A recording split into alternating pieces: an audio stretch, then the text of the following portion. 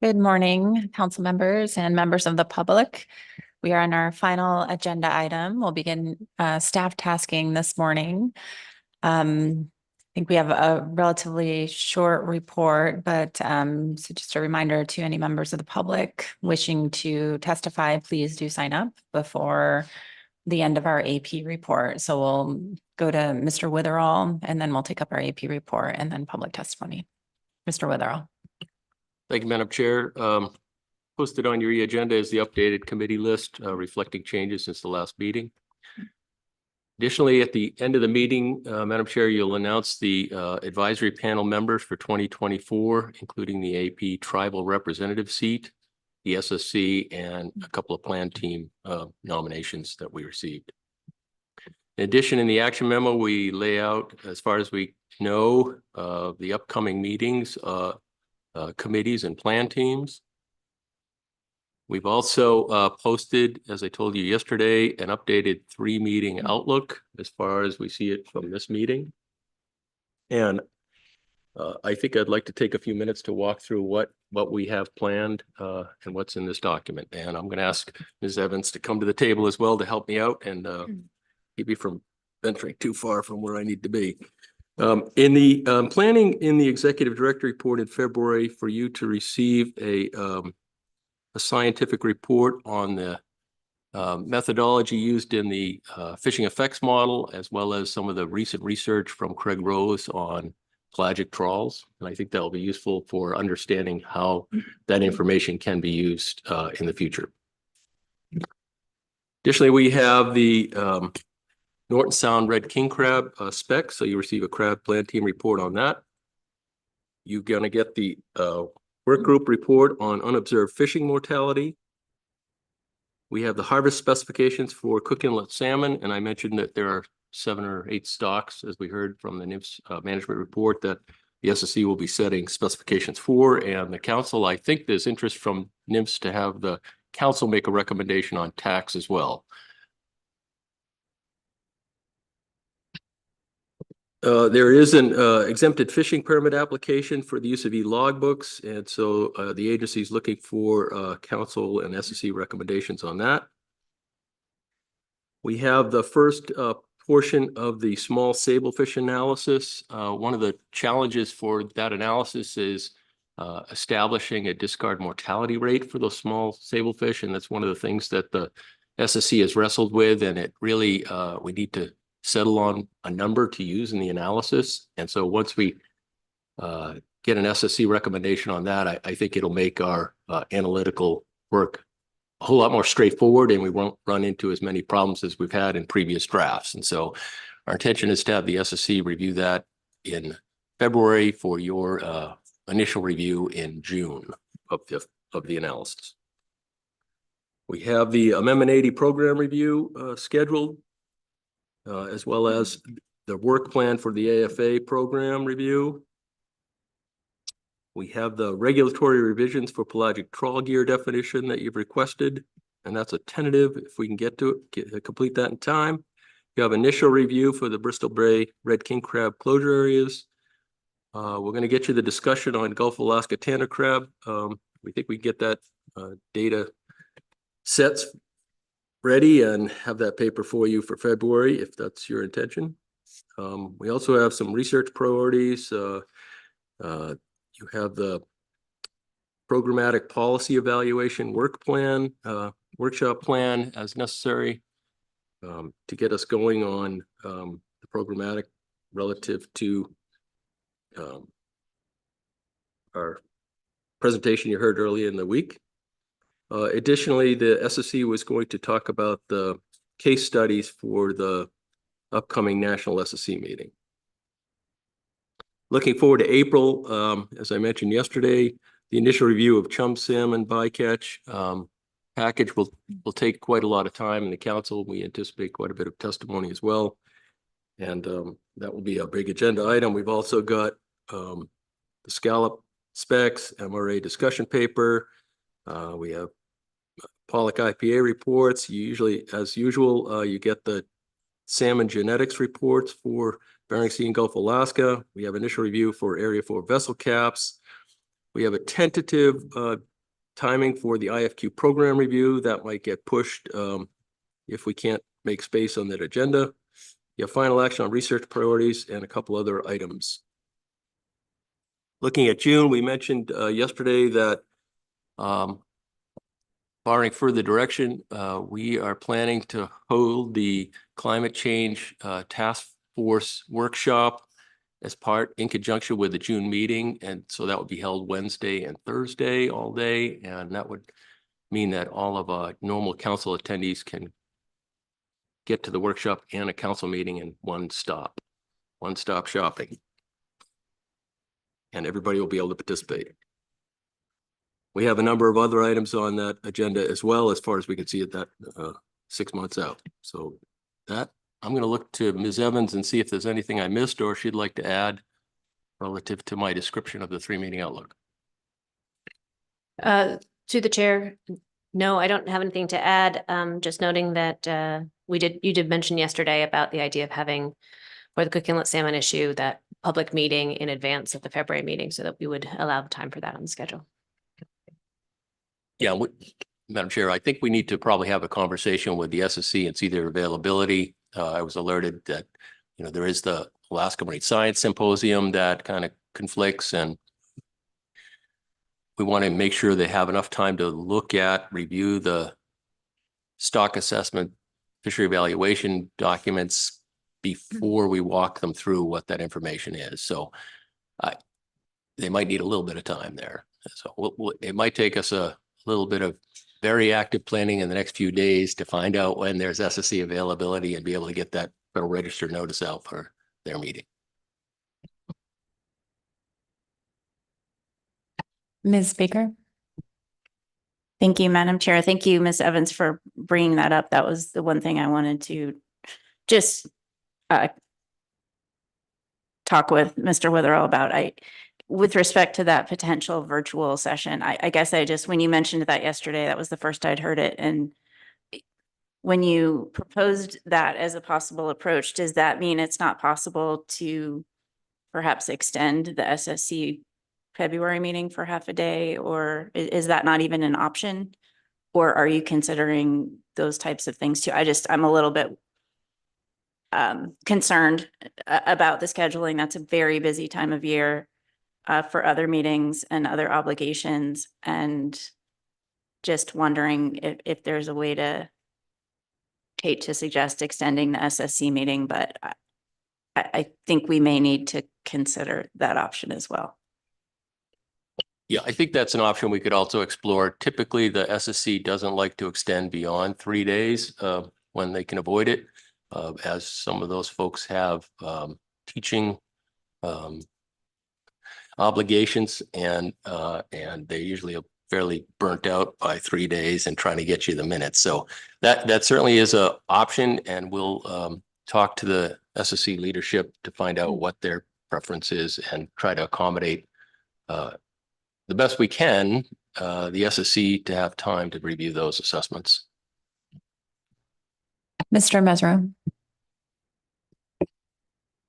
Thank you, Madam Chair. Mr. Witherell, are you going to plan to extend the June meeting or just limit the content of the material we're covering to make up for the 2 days of the training or workshop?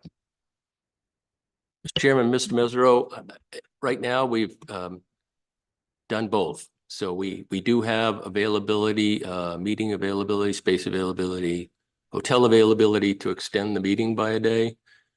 We've also you can see based on the June meeting, we've been trying to limit the number of agenda items that we can put in there. I think as great as we all are, we tend to get burned out after 8 days too. So thank you, Madam Chair. Thank you. Ms. Kimball? Thank you. And mine's just related to the questions that Ms. Baker had. And I guess we should wait for public testimony, but I just wanted to ensure, and I couldn't tell exactly how much time we were leaving for 2 SSC only items, the research priorities and the SCS 8 case studies. Those seem like really critical things that we keep hearing about in public testimony. And I'm afraid if we're leaving an hour or two for these things that are going to launch a lot of new work through this council, that is not sufficient. So do you have do you have agenda time lined out for those already, or is that still in the mix based on Ms. Baker's question? Mr. Chairman, Ms. Kimball, the February meeting is going to be packed for the SSC regardless of the salmon stock assessment reviews. They have a lot to talk about, and I have raised concerns about all of the things that are on their agenda. And I heard the SSC report, and I was very concerned about how much time it might take to develop those case studies and have that workshop. So again, it's going to take a conversation with the SSC leadership to figure out what we can accomplish in the time they have and whether or not they can extend a day for that meeting. Thank you. Yes, Ms. Kimball. Thank you. Just quick follow-up then in that, I know that that agenda really gets set after the meeting, after those discussions with the chair of the council and the SSC, but there is an opportunity to potentially move some agenda items off the SSC February agenda to get those must-haves done. I just want to put that out there that is still an option.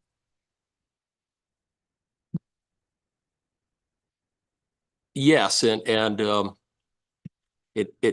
so if on the priority list, for example, reviewing the Amendment 80 report might be the thing that is a lower priority for the SSC, then we would bump that whole agenda item, I think, for the council as well. So we're going to have to put our heads together and really pare down and figure out what the priority issues are for the SSC and creating the June agenda for them schedule. Thank you.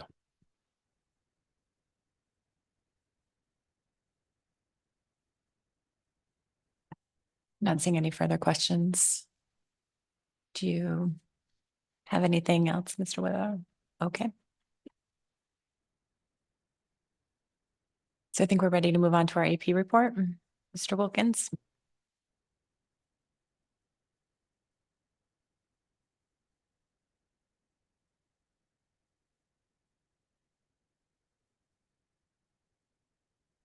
Morning, council members. Chair, for the record, Paul Wilkins. It's advisory panel vice chair.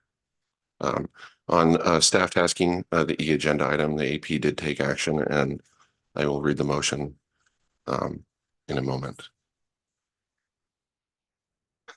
All right. Motion 1, the AP requests the council initiate a discussion paper to explore the following changes that allow for necessary flexibilities and cost efficiencies for Gulf of Alaska GOA trawl catcher vessels. This includes, number 1, modifications to the GOA catcher vessel 300,000 harvest limit for pollock. A, impacts of a trip that ranges between 300,000 to 450,000 pounds. Item I, this could include, but is not necessarily limited to, trip limits of 350,000 and 400,000 and 450,000 pounds of pollock compared to the status quo of 300,000 pounds of pollock. Number 2, Gulf of Alaska Chinook salmon PSC management. Item A, impacts of reducing central Gulf of Alaska pollock catcher vessel Chinook limit from 18,316 Chinook to a range of 16,316 to 17,000 Chinook, and reapportioning, number 1, a range of at least 1,000 Chinook to the Central Gulf of Alaska Rockfish Program RP catcher vessels for a new cap above the existing cap of 1,200 Chinook. Item 2, a range of at least 500 Chinooks to the Central/Western Gulf of Alaska non-Rockfish Program trawl catcher vessels for a new cap above the existing cap of 3,030 Chinook. Number 3, all ranges explored should not exceed the current Gulf of Alaska Chinook cap. And that amended main motion passed 12-0. And with that, I'll take any questions. Thank you. Ms. Kimball. Thank you. I have two questions. Thank you, Madam Chair. And the first is, thanks for the report, Mr. Wilkins. Did you receive specific testimony? Did the AP receive specific testimony on these options? They're fairly specific, and I wasn't sure how you got to this place for a discussion paper. It's good to see the clear intent, but I didn't know how the AP got to that point. Through the chair, thank you for the question, Ms. Kimball. I don't believe that we did receive testimonies on these specific numbers. There was some testimony about the current market conditions and operational difficulties with the current trip limits. And there was concern that there had been an underutilization. That's not the right word. I apologize. That there had been overharvest of Chinook salmon in some of the noted fisheries, and it was thought that there could be a sort of a balancing of those fisheries with Chinook harvest and other fisheries. But there was some comments about the trip limit side of it, but fewer comments about the specifics of the Chinook salmon numbers, if that gets to your question. Yes, thank you. And on the number 2 in the motion, I assume that meant when you said overharvest of Chinook, is that meaning some sectors pushing up against their cap and some not constrained? That's a better description. Thank you. And that was a follow-up to my question, but very quick question. Where did we lose 7 AP members? I'm just noting that the motion was only voted on by 12 people. Where were people? There was a couple of AP members that had prior commitments that were not able to make certain portions of the end part of the meeting. There was one AP member that attempted to try and participate from online, but there was a health issue. And there may have been 1 or 2 folks out of the room as well, but I hesitate to sort of get more into the weeds than that because I don't remember the specifics of who was there with it. We don't generally take roll call votes. So thank you. Thank you, Mr. Wilkins, and we'll follow up with the AP during the February orientation meeting and on this particular issue. Mr. Williams. Thank you, Madam Chair. Thank you for your presentation. Did the AP talk about the priority of these 2 items? If that kind of decision making needed to be made, did you guys talk about, which one's more important than the other?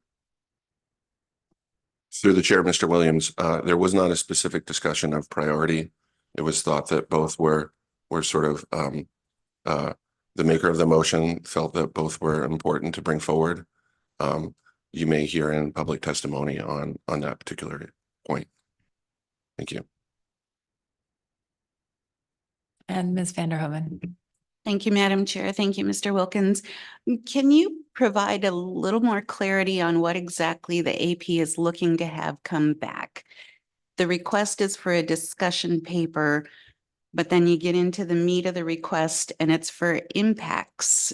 And we don't generally look at impacts until we're at an analysis, and we can't really evaluate some of those impacts without a purpose and need statement, which is not included here. So I'm a little unclear process-wise what exactly the AP is expecting to have come back with this request. Through the chair, Ms. Vanderhoven, that's a good question. The AP did not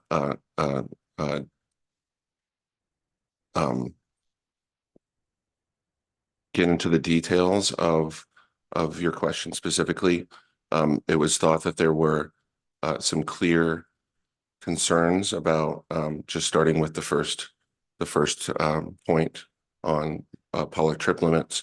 There were some clear testimony about concerns there, and there was also some clear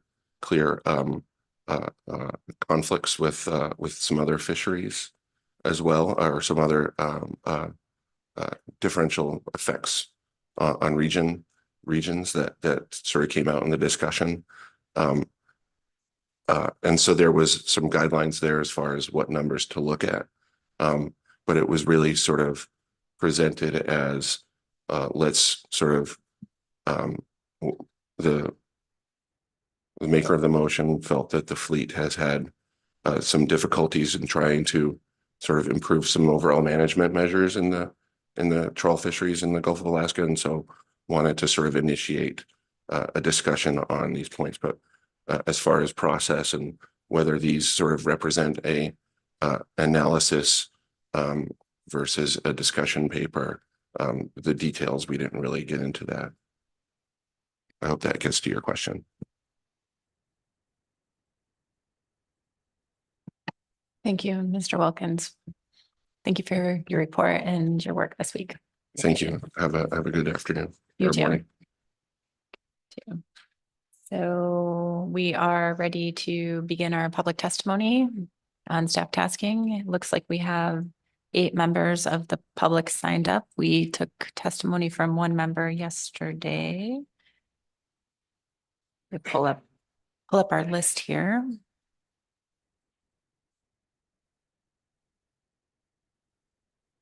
Okay, we will begin with John Warrenchuk, and I think he's joining us remotely.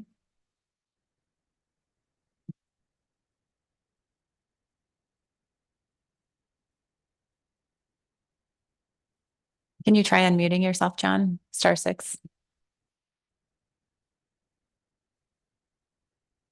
Good morning. Can you hear me? Yes, we can. Good morning. No echoes or anything? We're good so far. Okay, great. Thank you. Good morning, Madam Chair, members of the council. My name is John Warrenchuk, Senior Scientist and Campaign Manager for Oceana, coming to you live from Juneau, Alaska. It was good to see you all week, but I'm home. Thanks for taking remote testimony on this. I have a few items I'd like to talk about for staff tasking. One is a request for the February council meeting to get a update from the fishery service and perhaps with input from the deepwater flatfish trawl target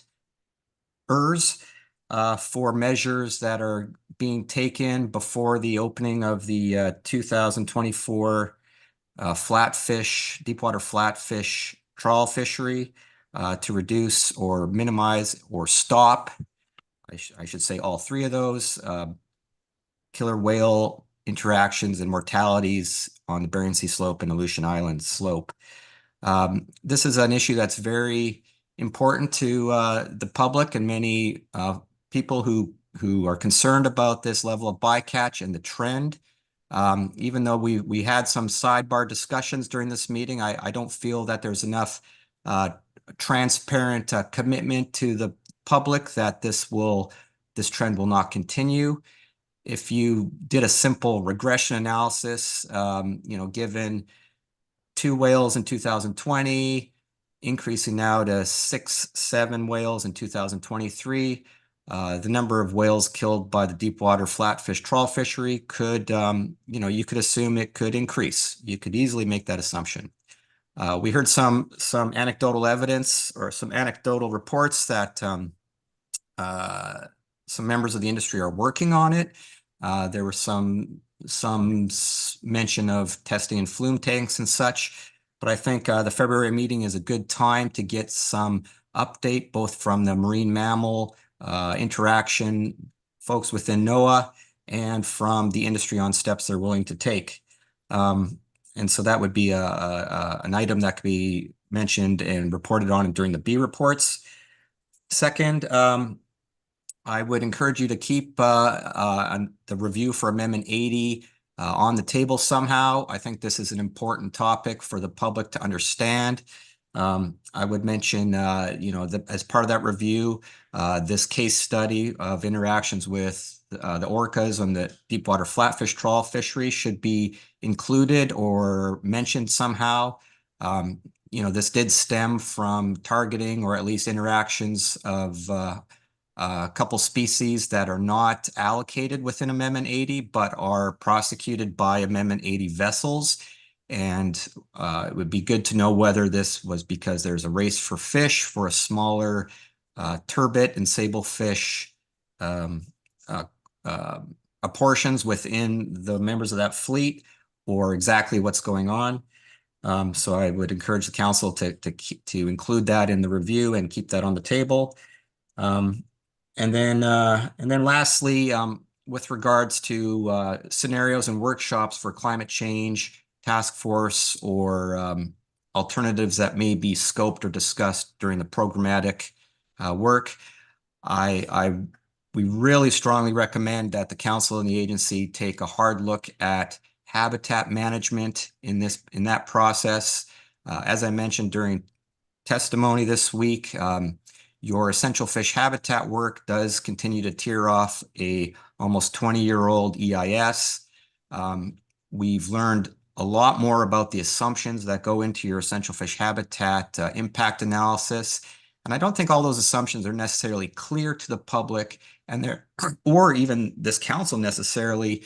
When we're looking at climate resiliency and strategies to increase habitat resiliency and fish population resiliency in the stocks you manage, you do have to consider going above the bar of the minimum legal requirements of what is required for your essential fish habitat management.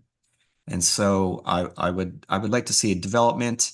I think this would help the council, the SSC, and the public understand what other options or tools are available for habitat management in the North Pacific.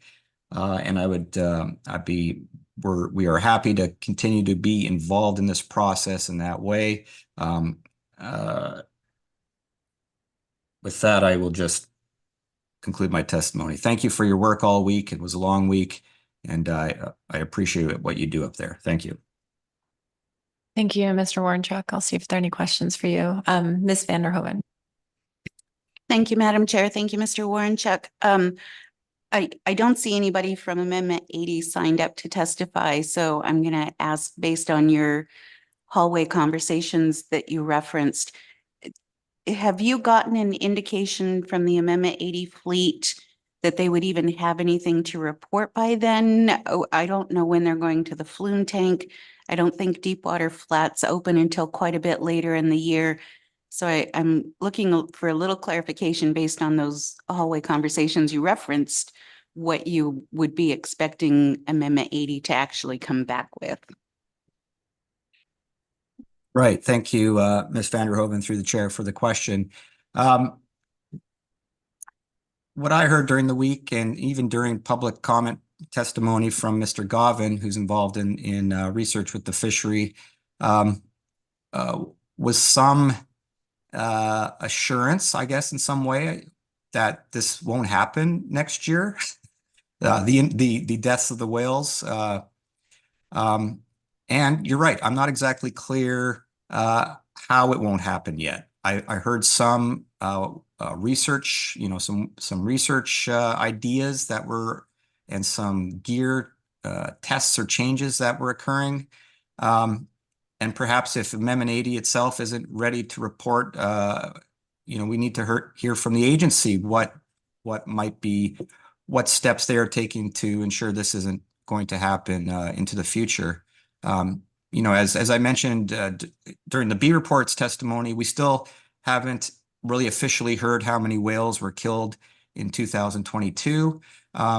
And it does reflect that this council has not had an update or a review of marine mammal interactions and bycatch for a while that I can recall. So this particular example is a good case study, at least, or at least a good hot topic to focus on. Beyond good, it's very it's important. And if Amendment 80 doesn't have anything to report back or say, I think the agency could still provide some kind of update.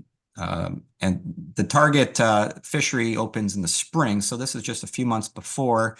And so the public, we're concerned that if this fishery opens on May 1st or June or whenever it's going to be. Right now, there doesn't seem to be any plan or assurances to mitigate or avoid or minimize that bycatch. Follow up. Ms. Vanderhoven. So I think in that, what I heard Mr. Warrenchuck was, no, you're not aware of anything that would be specifically available in time for your request for a February report back. Well, I think, thank you, Ms. Vanderhoven, through the chair. I heard the same thing you guys did during public comment, that they were working on something. I think if, just before, this meeting is just prior to opening of that target fishery, and, no report and no new information is also information in some ways. And that might give this council and the agency some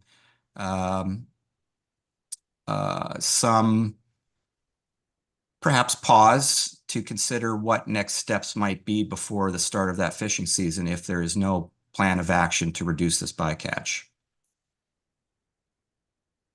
Thank you, Mr. Warrenchuck. It looks like we have another question for you, Mr. Mesereau.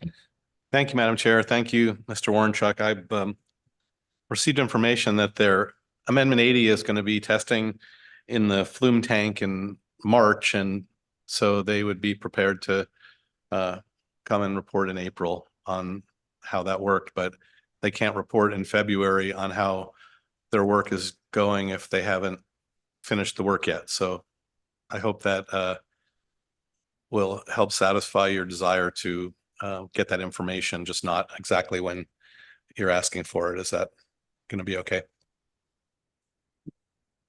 Thank you, Mr. Mesereau, and through the chair for that information. So that does seem that at least from the industry side, there may not be much new to report by that time in February. However, for the agency and marine mammal, for the marine mammals, this council and the agency interacts with through these groundfish fisheries, February is a good time to get at least some sort of updated information around bycatch through 2022 through 2023 to inform your decisions going forward. So perhaps it's just an agency update of synopsis of the year or trends to date. We haven't heard that for a while. Thank you, Mr. Warrenchuck. I'm not seeing any other questions. So next up is Charlotte Levy.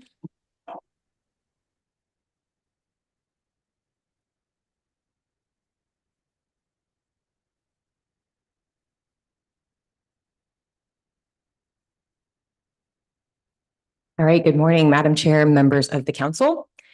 Thanks for the opportunity for me to speak again. For the record, my name is Charlotte Levy, and I'm the fisheries analyst for the Aleutians East Borough. As you know, the borough is a municipality representing 6 coastal communities, including Sandpoint, King Cove, Akutan, False Pass, Nelson Lagoon, and Cold Bay.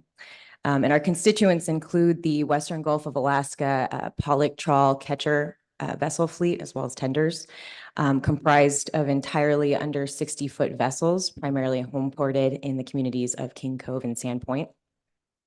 I will be speaking to the AP motion made during staff tasking earlier this week, requesting a discussion paper on increasing efficiencies in the Gulf trawl fleet, which includes a request to look at modifying GOA trip limits. And I want to start by saying that my fishermen constituents, I think, understand better than most the need for improving efficiencies and finding ways to make our fisheries viable, especially when we aren't given kind of the proper tools to do so. And I think it's in everyone's best interest to see our GOA communities succeed. And we recognize that a failure in Kodiak, in the Kodiak fishery, spells failure for us as well. As our processors also rely on a strong portfolio, and Kodiak is a critical component of that portfolio. Since the AP motion was first made, I have reached out to some of our constituents to understand their concerns and have had extensive discussions with Ms. Riddell and AGDB Director Julie Bonney. in an effort to share these concerns with them and to find a unified way forward. And we agree that any action taken by the council must not result in any additional harm to the vulnerable small vessel participants in this fishery. We do not support the GOA trip limit component of the AP motion as it was written when passed, as we believe it is too early in this process to include a prescriptive range of alternative trip limits. And should the council choose to move forward, we would request that that language be removed. But instead, I believe Ms. Riddell provided in her council staff tasking public comment last night an excellent outline as a starting point of what needs to be included in a discussion paper to fully understand the scope of modifying trip limits, which must be broad enough to allow for an analysis that can evaluate a suite of alternative trip limits and provisions benefiting all GOA participants. Regarding what should be included in a discussion paper, I'd just like to expand on a few of the suggestions made. We would like to see the timeline start in 2010 instead of 2013. And I think this will adequately show what the GOA fishery looked like when it was predominantly local vessels prior to the council taking up rationalization in 2011 and the subsequent shift of larger vessels moving west into the Gulf to build history. Two, it should be noted that the current GOA trip limit was born out of extensive stakeholder discussions that occurred during the then Gulf Trip Limit Committee and Council, dating back many, many years, when the trip limit provision was first established. A description of the trip limit regulations should include relevant historical information on the evolution of the trip limit and tendering regulations. And I think this provides important contextual information on why and how the 300,000 pound trip limit was established and how the fisheries have changed since then. And three, I agree, a thorough understanding of current sideboard protections, or sideboard regulations should help clarify what protections already exist and if additional protections are warranted. This will also directly address fleet concerns about maintaining the intent of the trip limit to protect the small and local fleets from larger vessels that may come fish in the GOA if the trip limit is no longer prohibitively inefficient. And four, a narrative of impacts should look at the value and impact of the pollock fishery for harvesters, processors, and communities independently, but also should consider, to the extent practicable, how the GOA pollock fishery as a whole collectively contributes to the state of Alaska and beyond. And as Ms. Riddell noted, the bottom line is that whatever action the council takes, it cannot negatively impact the under 60 fleet, who is inherently disadvantaged when discussing increased trip limits. This is the entire GOA fleet and Western Gulf fleet and several of the Central Gulf boats as well. I don't think it will be easy, but I think it is possible to find common ground between the Western and Central Gulf fleets, but it will require a comprehensive understanding of the nuances between the different GOA pollock fisheries and fleets. And I think this will ensure there's equity in the benefits, disadvantages, and protections offered through an action for both the larger and smaller packing vessels. And whatever benefits larger capacity vessels receive, there needs to be equal and opposite benefit for the smaller capacity vessels. As it stands, even if the Western Gulf trip limits remained status quo and the trip limit was only increased in the Central Gulf, only those vessels stand to benefit with no material benefit to the under 60 fleet, with the largest vessels packing anywhere from 165 to maybe 200,000 pounds. But the smaller fleet, the smaller vessels are left with the added risk of being that much less efficient than other participants in this fishery and possibly other risks. With that being said, I think with comprehensive information, cooperation amongst the GOA fleets, and a willingness to sit at the table and find equitable compromise, this doesn't have to be a zero-sum game. But without any of one of those things, I think this will fail. And no one will get the help they need to survive what's shaping up to be some of the worst market conditions we've seen in recent history. So these are unprecedented times, and we appreciate your very careful consideration of this issue. I thank you, and I'm happy to take any questions. Thank you for your testimony, Ms. Levy. Ms. Kimball. Thank you.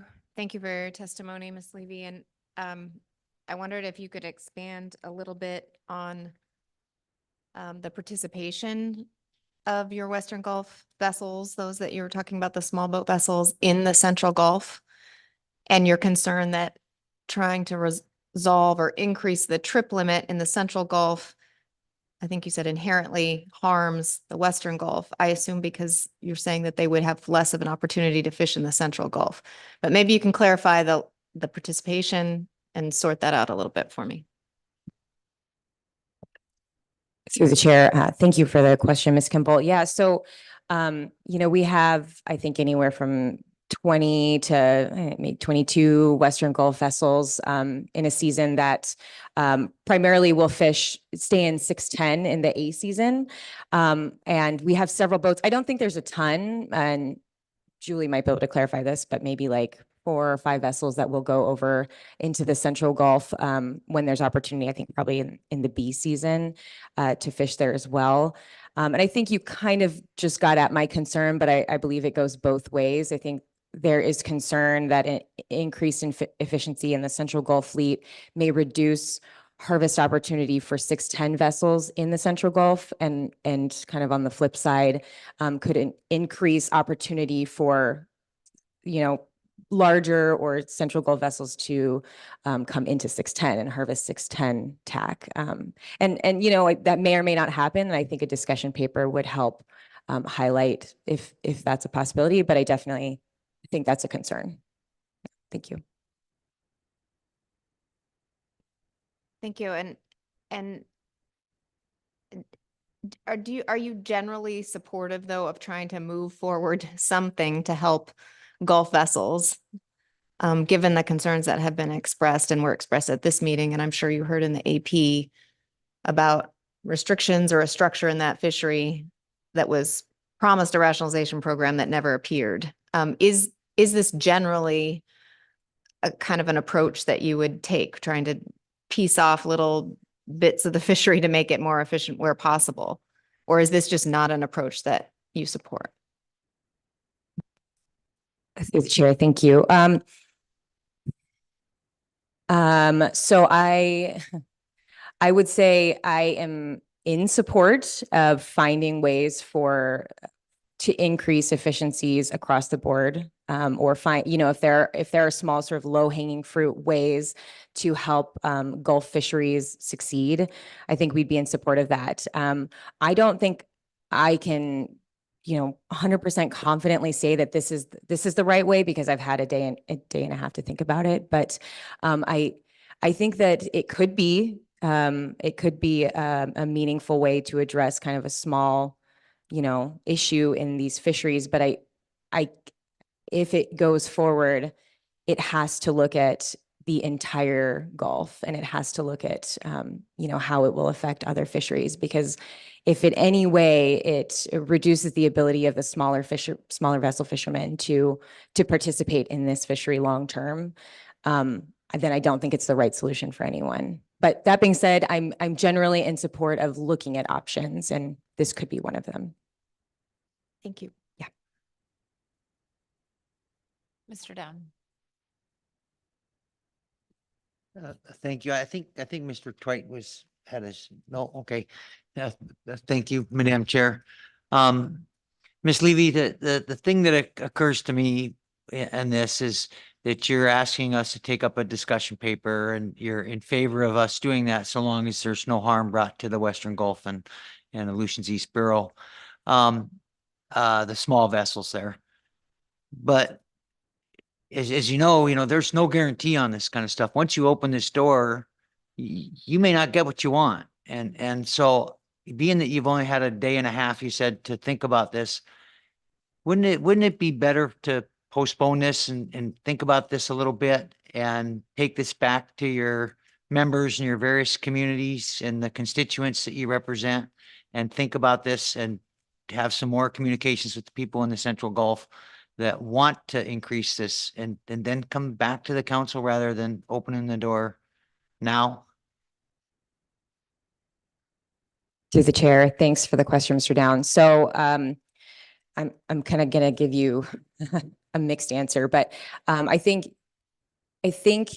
at the discussion paper point in the process, with the elements that Ms. Riddell has outlined and that I have proposed in my testimony, I think a discussion paper is a discussion. And, I was very specific about wanting to remove the language in the motion that talks about increasing trip limits to modifying trip limits, because I think, like you said, this sort of opens it up and, sometimes you don't get what you want. But, and if that's the case, and we're going to really look at trip limits as a whole, I think we need to be able to look at a whole suite of trip limits and not just increasing them. And I think if the council chooses to move this forward and thinks this is maybe a good way to start that discussion and not necessarily move it into analysis, but just have that discussion, I think there is going to be, I don't think this information is going to be harmful. I think it would be good to look at it. But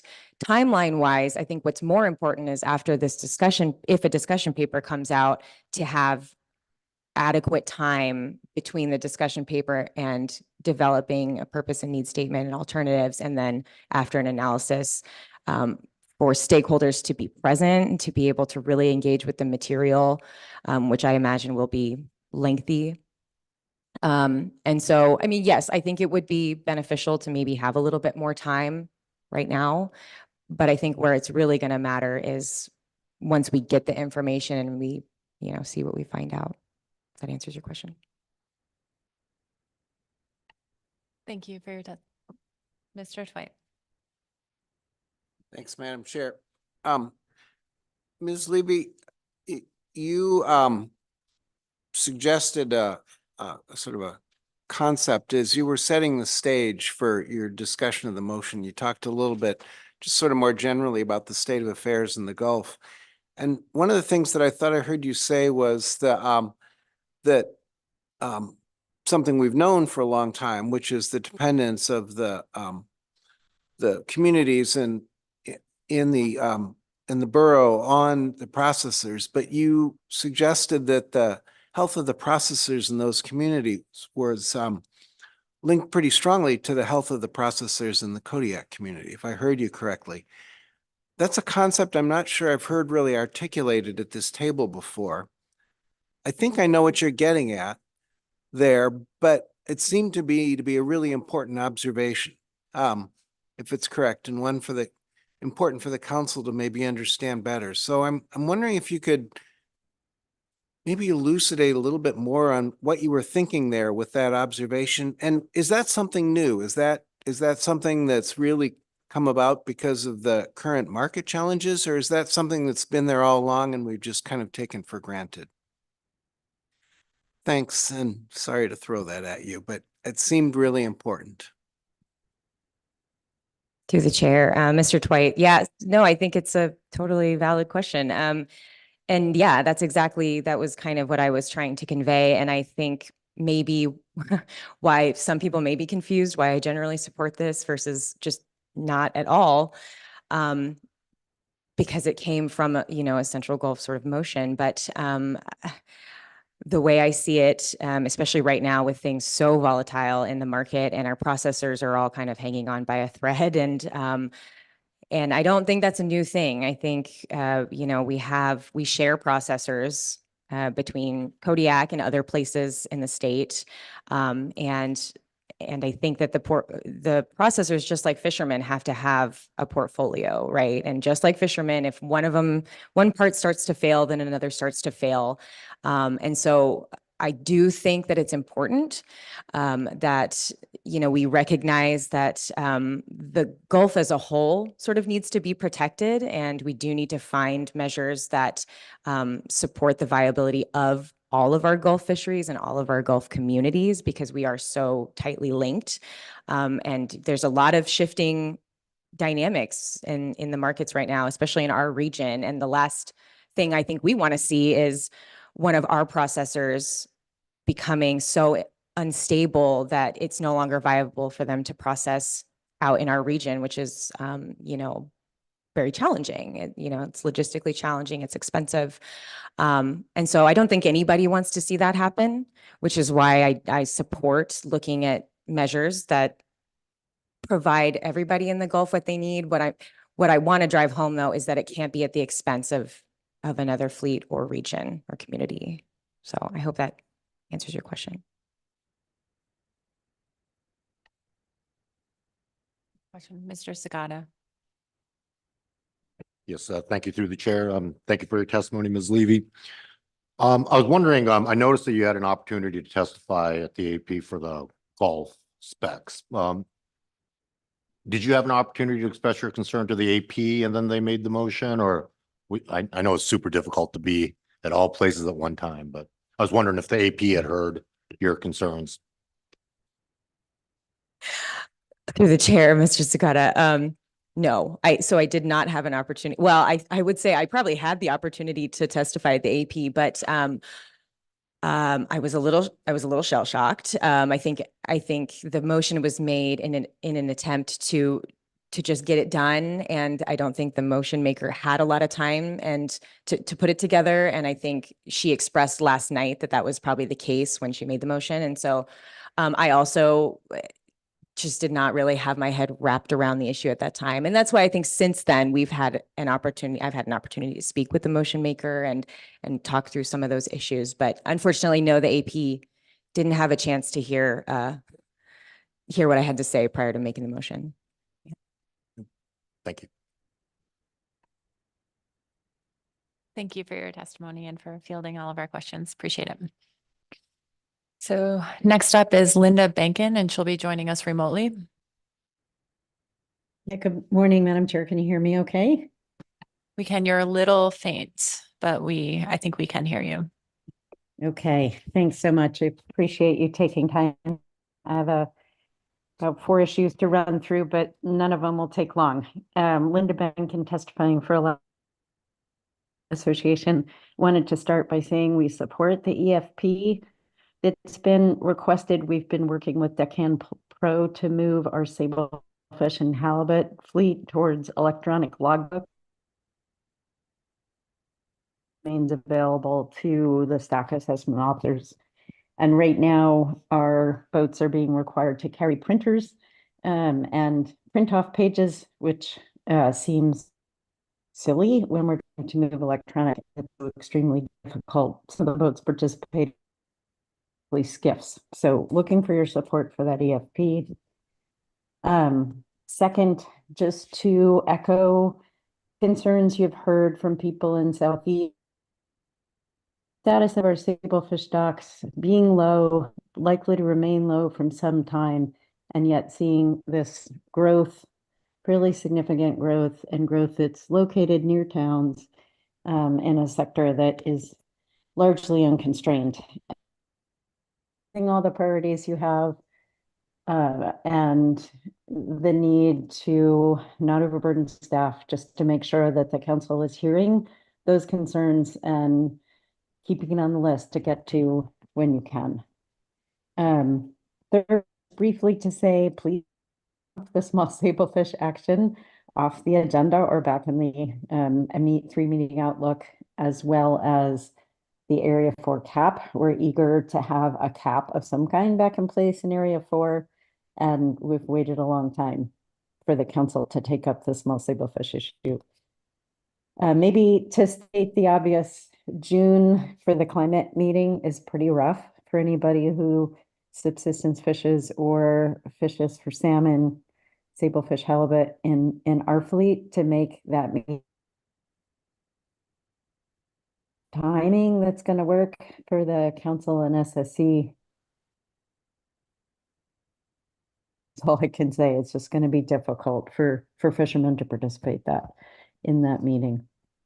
And that's all I have, other than to say thank you for all your hard work this week and happy holidays to all of you.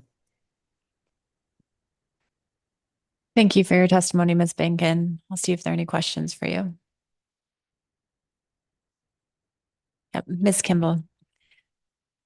Thank you, Ms. Bankin. I had a question about I think the first issue, and I may just be behind the curve here. Is there an EFP developed for the issue that you mentioned about the requirement to print everything on board as opposed to just use electronic logbooks?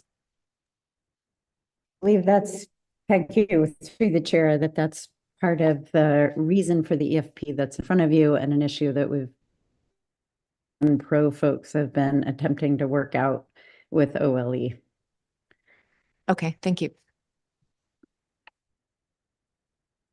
Okay, I'm not seeing any other questions for you. Thank you again. Oh, actually, yes. Mr. Twite. Thanks for your testimony, Ms. Benkin. The issue of timing, really struggling with that because this is I totally get the point you're making about difficulty to access. But at the same time, as I think about this is such a limited window of opportunity to have these additional resources to really focus, to give the council and our stakeholders the opportunity to really focus on these large challenges in a concentrated fashion over the next several years.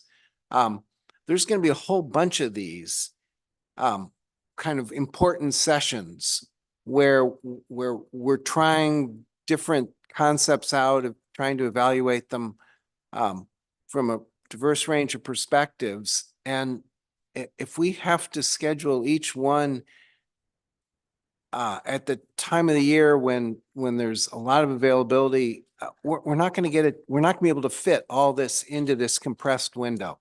And it is a compressed window.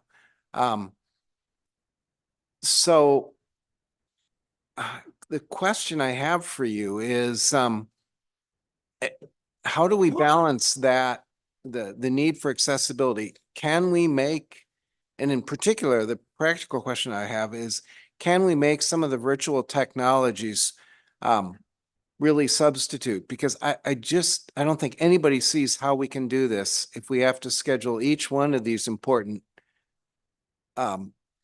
inflection points at a time when there's the greatest ability to actually attend in person. Yeah, thank you, Mr. Twite. Through the chair, I understand that, and I think that's it's really important for the council to be aware that there will be some voices who are missing from this workshop simply because of the timing and the outreach you do ahead of the meeting, and also council's commitment to holding in mind the voices that are not, and the issue that will be important to those people and that may be brought forward after this first workshop. Staying receptive by people who are particularly in a time and place when food security is quite challenged, and it's been very difficult this past year for people to earn a living, that they're going to have to miss that meeting. That's all I'm saying, is to recognize they probably won't be there, not because this isn't important, because the timing is challenging. That said, I recognize the urgency. I really appreciate the council's issue and grapple with it. And it's clearly the most important issue that we're all facing right now, is how climate is affecting our fisheries and how we work to address that. So for understanding that.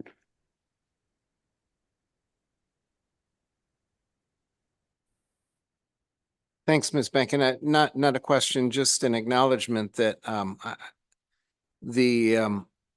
that is a really important suggestion, that we take extra care to ensure that voices who can't be there in person are heard, and that we acknowledge the difficulties, continually acknowledge the difficulties that our scheduling and our timeframe may pose for inclusion of those voices, but we make sure that they are heard.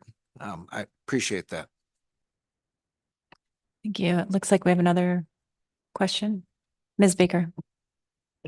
Through the chair, thank you, Ms. Benkin, for your testimony. And following up on that point, I wondered, I very much understand your comments about just the literal timing of June being difficult given fishing activities. But I wonder if following up on Mr. Twite's point in terms of trying to provide opportunities for virtual participation to the extent we can, not at the workshop meeting itself, but could there be some benefit in perhaps in communities where there are groups of people who might be able to participate in virtually in a listening session together in one location, say in their community, perhaps that might at least provide a little bit of opportunity given the constraints we're working under. Could things like that, if we think about that during the development and outreach of the June workshop, could that be a small improvement, something like that? Yeah, thank you, Ms. Baker. Through the chair, I think that's would certainly help. And in some of these communities, there is a person who is hired to be an executive director, and possibly that person is not assistance harvesting at that time and could be offer comment or to gather other people who may have some time, an afternoon, a few hours. I think it's also really important to provide as much material ahead of the workshop and to invite from communities on climate impacts they are experiencing, their thoughts on what it takes to build climate resilience into their fisheries, just to solicit from them ahead of the workshop whatever can and that they think should be held in mind as we approach the workshop. Thank you. Thank you for joining us this morning, Ms. Benkin. Thank you. Okay, next up is Brett Roth, and I think he is online. Hello, members of the council. Can you hear me okay? Yes, we can. Perfect. Thank you for the opportunity to testify. I'm a Bering Sea blackcod fisherman and halibut fisherman in 4A and 3A.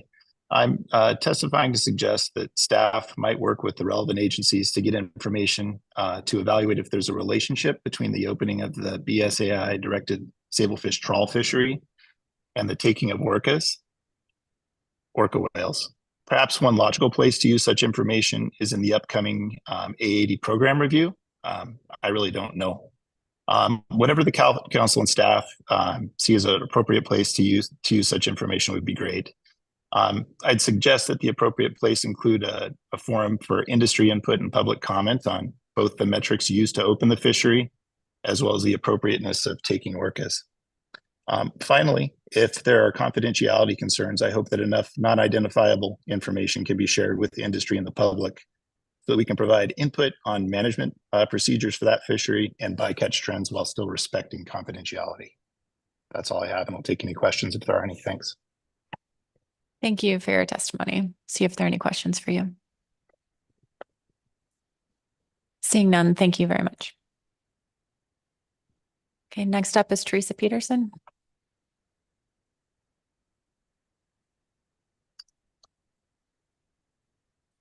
Hi, good morning, council members. Teresa Peterson from Kodiak, and our family participates in the Kodiak Tanner crab fishery. And I just wanted to share a few thoughts with you today as you wrap up this meeting and prepare for the meetings moving forward. First off, I've been working with the Kodiak Crab Alliance Cooperative, and we are very supportive of moving this discussion forward in February, and really appreciate seeing it on the agenda on that 3-meeting outlook. It's a little challenging to get to February, but the fleet's committed to getting a few people down there. And then also we just, we have the ability to call in and testify now, which I really think's just been a vast improvement in the ability to participate, engage in the council process. We were disappointed to see the paper postponed, but do understand the challenges with the data and trying to get information on relatively small areas. What we did garner and kind of reading through the initial discussion is these areas are absolutely critical crab habitat and have high crab abundance in them. And we're excited to work with the state and the council and move this discussion forward. Switching gears, was thinking a little bit about the climate scenario workshop in Kodiak. I do see absolute value in having the climate scenario workshop coincide with the council meeting. But I'm finding myself a little bit concerned of kind of wondering, do we have the hotel capacity? Do we have the Airbnbs? Are the flights going to be a challenge? And if, if staff hasn't already, I'd encourage you to look into that. And I don't know, I just was thinking about some of our logistical challenges in our lovely island community. And I just want to say too, I've been to the new marketplace where you're going to be meeting. It's a wonderful venue to meet. It just sits right over the harbor and the heart of downtown. And it's really been a welcome improvement to our downtown, which is, as you know, it's a working waterfront. It's not the prettiest downtown ever, but that new building is just spectacular. So you're going to really like that meeting space. And that's all I have today. I just want to say happy holidays, safe travels, and thank you for all your work. Thank you for your testimony, Ms. Peterson. See if there are any questions for you. Mr. Twite. Thanks, Madam Chair. Thanks, Ms. Peterson, and looking forward to seeing that facility. Relative to the Tanner crab issue, you mentioned the difficulty of sort of analyzing small areas. Comes to mind, we also have that sort of with that comes the difficulty of analyzing data that has only few participants, confidentiality rules come into play. And I'm wondering, as you all have sort of thought about that and thought about it from the perspective of the importance that you see in really understanding those well, do you think there's some ways to get at that importance that you talk about without actually have, which right now we're kind of inhibited sometimes by confidential data? Are there some other ways of helping us understand the importance of those small areas as you described it? Through the chair, thank you for the question, Mr. Twite. I do. I think our ADFNG trawl survey data, which is conducted annually in the areas to determine the crab abundance, is a really good source. We've just seen the recent survey information released, and that has some really helpful graphs of the population and the population trends. And we're seeing another recruitment of crab coming into what I'm going to refer to as the boxes. That looks like a really strong pulse. There's some just these amazing graphs that kind of show how those crab mature and then enter into what's a harvestable size for the fishermen. So I think links to that recent data, and so council members can see the graphs, are really important. That also kind of shares some of the statistics from the region, showing I think it was close to 49% of mature male crab around the entire Kodiak district are in that area. So it gives an understanding of kind of the unique characteristics that has sustained in the crab in this area for a long time. And then you also have the fishery, the winter fishery that occurs in the regions that kind of correlates with the trawl survey data.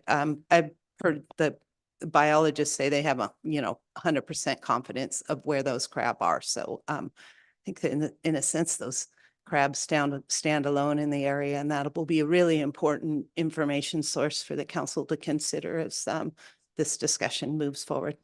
Thanks. Thank you, Ms. Peterson. Appreciate your testimony. Next up is Heather Mann.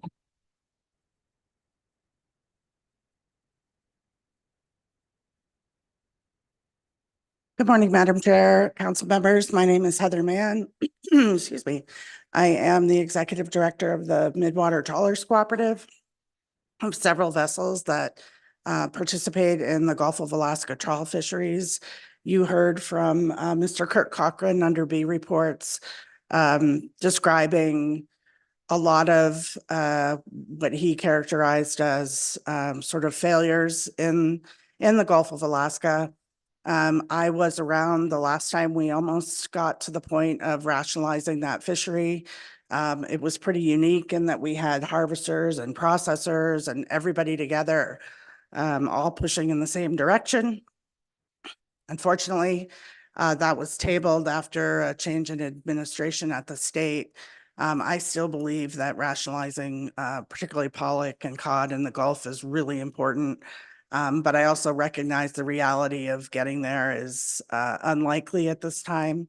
So I do think that the exchange that some of the council members had with Mr. Cochran, asking him, what are some of the things that could really make a difference now?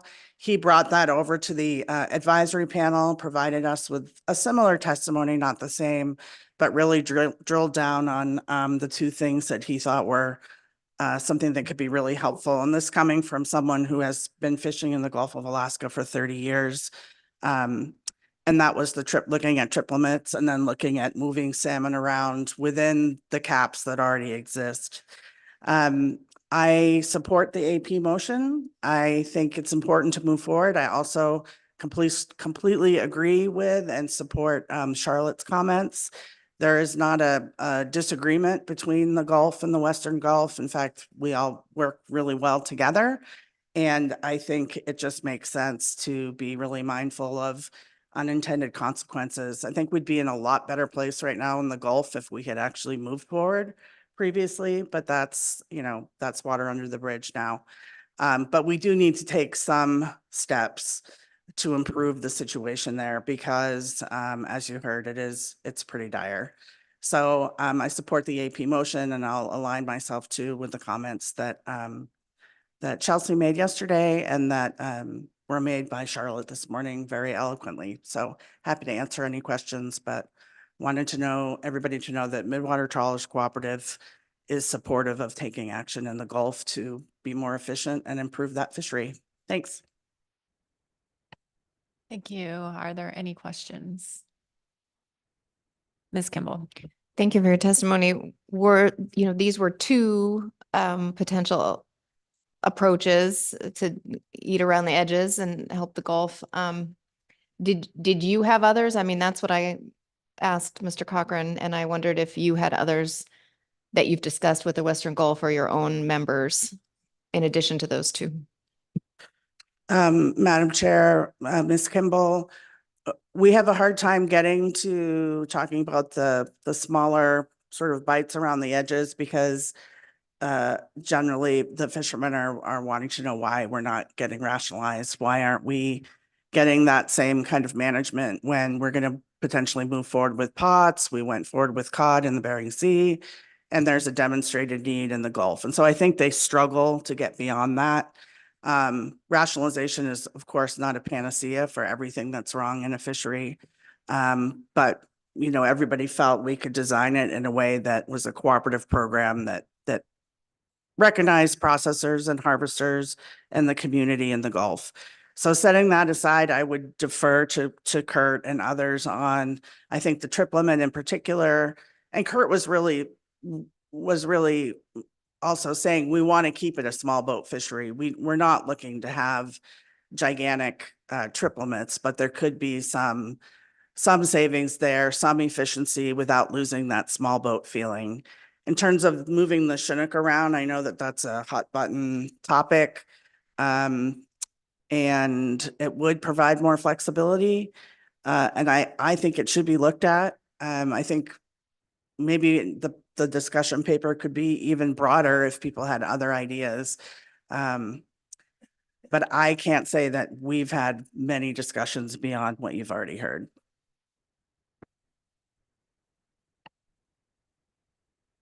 Thank you for your testimony. Thank you. Marissa Wisniewski.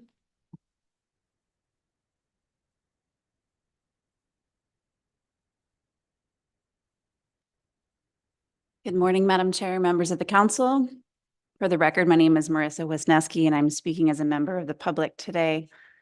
I've come before this body sharing my concern about the accessibility of this process, and I want to take a moment to thank everyone for their efforts to address that need, and especially council staff who make it possible to participate in this process virtually. having just hosted an event, I know what a nuisance audio and visual management can be, and that this event is as nonstop as it is, and it feels seamless is truly remarkable, and certainly not without diligent effort. I'd like to suggest that the videos uploaded to YouTube be timestamped with changes in agenda items to make it easier for the public to refer to conversations that they may have missed. Often, complicated conversations are unfurling concurrently in different rooms, so it's not possible to track everything without also sifting through the YouTube recordings in the evening. And if it was possible to break it further out into changes in various segments of each agenda item, such as staff reports, public testimony, and discussion, I think that would be even more helpful. I want to acknowledge that I have not done my homework to ask staff about the feasibility of this ask. But I have asked members of the public, both new and veteran, to see if they would find it helpful and received enthusiastic responses. I understand there are audio recordings available for the Board of Fish meetings with timestamps for various speakers. So there may be other ways to go about doing that with transcription services, but I think that the timestamps on YouTube might be most straightforward. And if that is too burdensome to staff, a workaround could possibly be to outsource the work to the public and turn on comments on YouTube videos, allowing members of the public to add their own timestamps, which I've seen in other long video recordings like lectures or music sets. But I recognize that this would add another layer of complexity, but it is an alternative. So that's all. And with that, I again want to express my gratitude and wish you all safe travels home. Thank you very much for your testimony. See if there are any questions. Appreciate it. Okay, so that concludes our public testimony on staff tasking. I'd like to take a short break, come back at 10 a.m. and see if the council has further discussion or action to take. Thank you.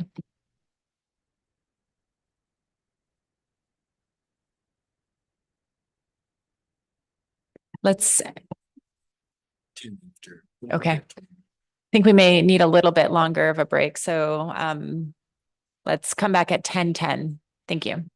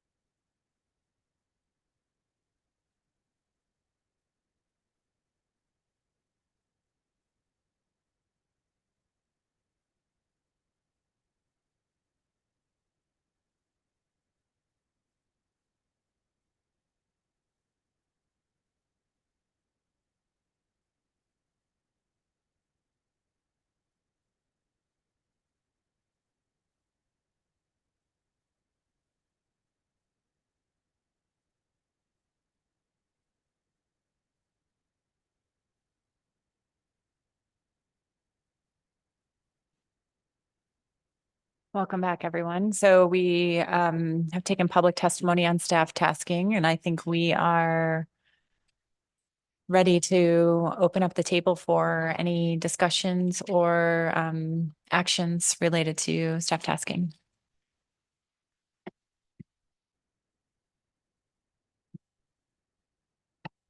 Mr. Down.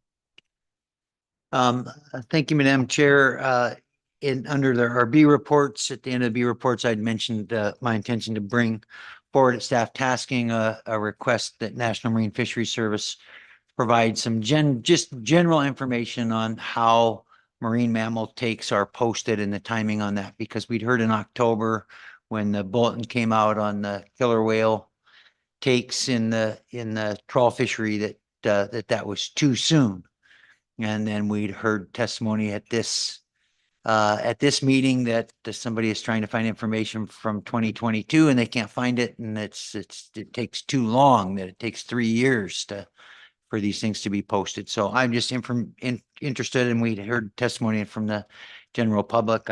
I've checked with Mr. Curlin, National Marine Fisheries Service, and I'm not surprising them on this or doing anything that they didn't want to do, but just some general information on that for the benefit of myself and the council and the members of the public. Thank you. Thank you, Mr. Down. Mr. Curlin. Thanks, Madam Chair. So we don't have a formal presentation on this, but I thought if it would be of interest to the council, I could just spend a few minutes going over some of the issues that Mr. Down has raised. Thank you. I realize this has been a matter of great interest for council members and the public, and of course the events of this year are concerning for all of us. So I'll go over a few related topics here. First of all, we heard some interest in publishing information related to catch of marine mammals by individual vessels, and we cannot do that. Under the Magnuson-Stevens Act, Section 402 B2A allows for the disclosure of weekly summary bycatch information for North Pacific fisheries identified by vessel or hull-specific bycatch information without vessel information. But that observer data exemption is limited to bycatch, as that term is used and defined under the Magnuson-Stevens Act, meaning NMFS can report bycatch of fish by individual vessels, but not marine mammals. Under the Marine Mammal Protection Act regulations, there's a provision that provides for confidentiality of incidental catch reported by vessels. And so under the MMPA, the aggregation rule of 3 applies to the reporting of marine mammal catch. So vessel names, individuals, or specifics that could reveal the identity of the vessel operators or permit holders needs to be protected.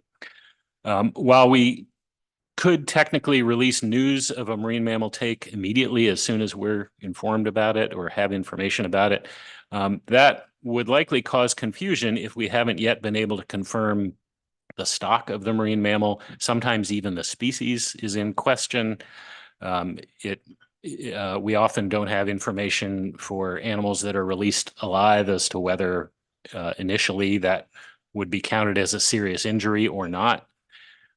We often can't, for animals that are caught dead, can't immediately determine whether the animal was previously dead until we debrief the observers, collected information, et cetera. So in general, what we release and when is mostly about what analysis and details we can pull together to help put that marine mammal take into context when we do release the information.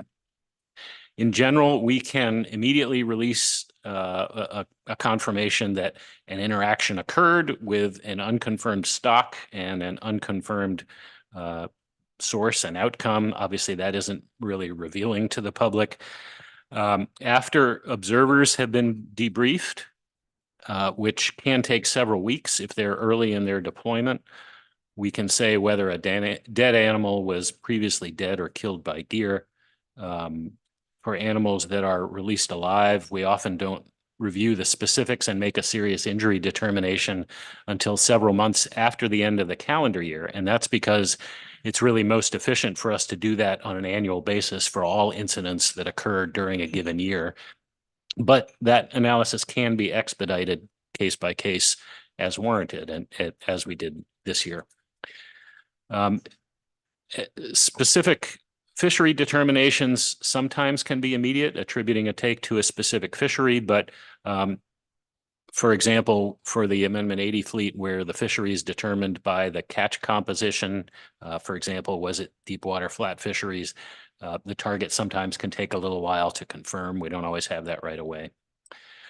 And for the marine mammal stock determination, for attributing a take to a specific stock, in some cases that's really straightforward because only one stock is present in the geographic area where the interaction occurs. In other cases, it requires genetic analysis, which can take quite some time, sometimes months, to get the samples to the lab and through the queue for processing. Although, again, there are ways that we can expedite that, as we did this year. And as I noted, for the 2023 killer whale takes, we expedited all of those steps precisely because the numbers were high and concerning.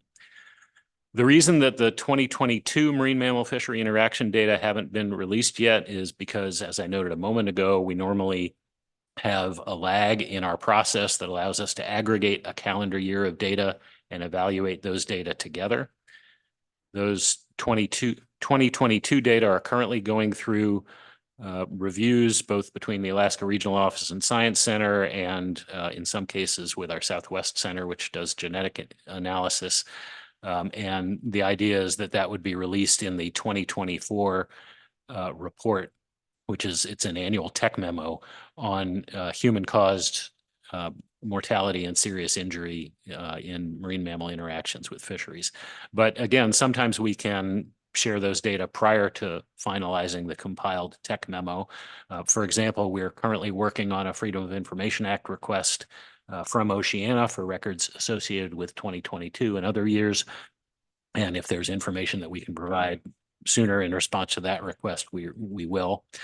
I can also tell you that based on observer records for 2022, we do have 2 records of killer whale mortalities from catcher processor vessels using non-pelagic trawl gear in the Bering Sea and Aleutian Islands. Initial observer records sometimes contain slightly different information than those that ultimately are presented in that tech memo on human-caused mortality of and injury of NMFS-managed Alaska marine mammal stocks. And that's because observers do not make the final determination and categorize the fishery or make serious injury determinations. It takes a while to take the observer information and run it through those processes. That annual tech memo uses a 5-year rolling window of mortality and serious injury and is used to inform the annual Marine Mammal Protection Act list of fisheries determinations, which categorize each fishery as category 1, 2, or 3, according to each fishery's frequency of interactions with marine mammals. A testifier at this meeting characterized the agency's reason for releasing information about the 2023 orca interactions as having been a response to leaks. That is not correct. The 2023 interactions unfolded over a period of months from May through September. And when we realized that the number of interactions was unusually large, we moved expeditiously to analyze available information, confirm the facts that we could confirm, and make a summary available.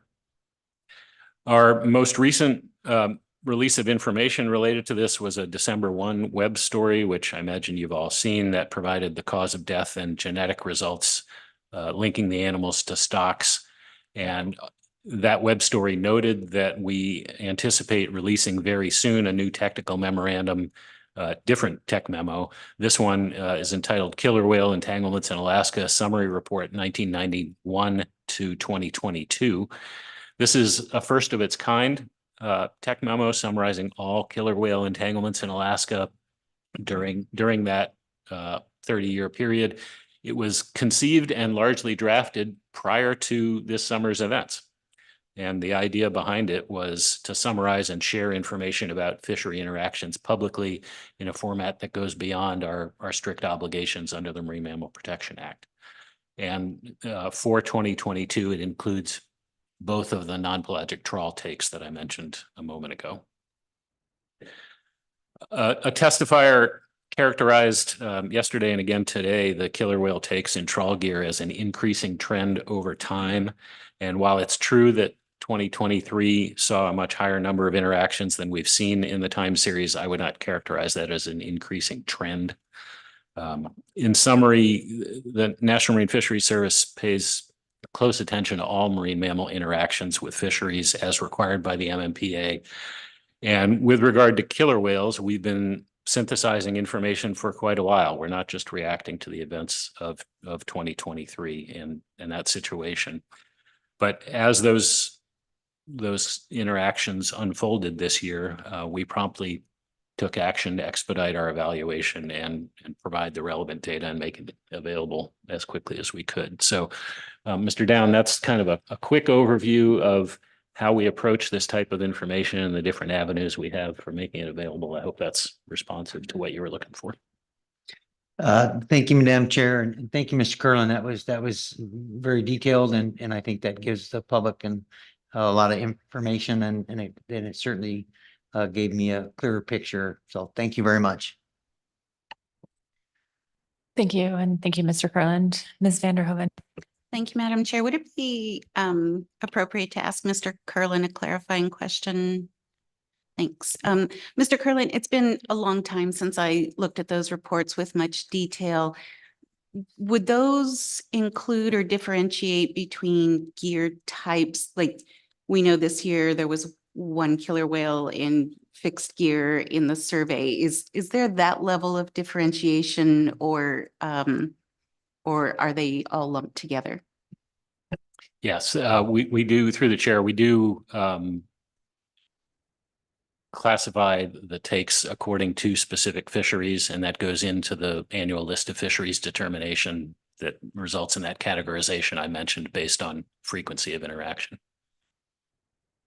And so just to further clarify on that, something like in the survey would be included too, even though it's not in the fishery, or would that not be included? Through the chair, the interaction with the longline survey is not a fishery interaction. That was a survey mortality, but again, we disclosed that as soon as the information was available, particularly because of the interest of related to killer whale entanglements in fisheries this year. Yeah.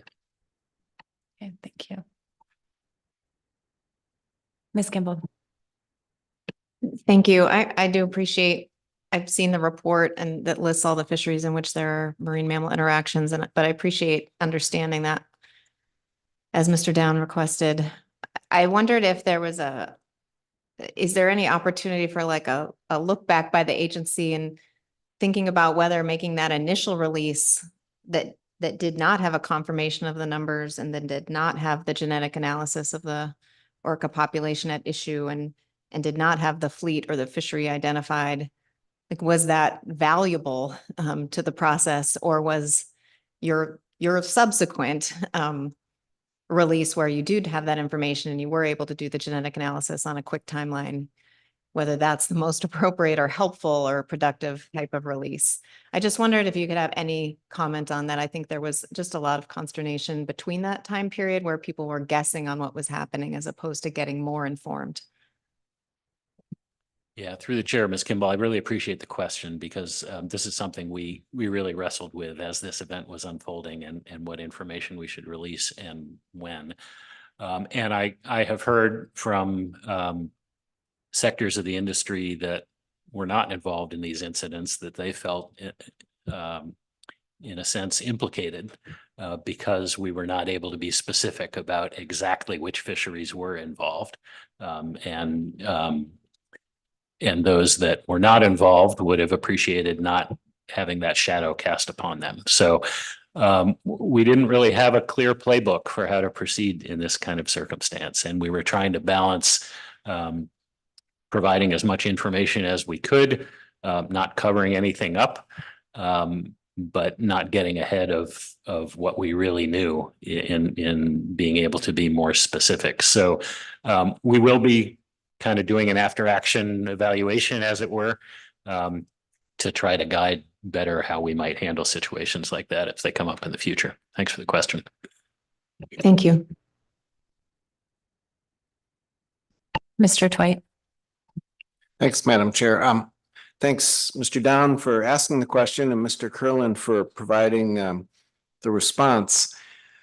As I was listening to your description of both the rules and the processes that apply when it's fishery-related mortality or encounter for marine mammals, I was wondering, are those same rules also in place? Because some of them are Marine Mammal Protection Act, also in place when you when we receive evidence of something like a short-tailed albatross encounter, or maybe some other listed species that's not a marine mammal?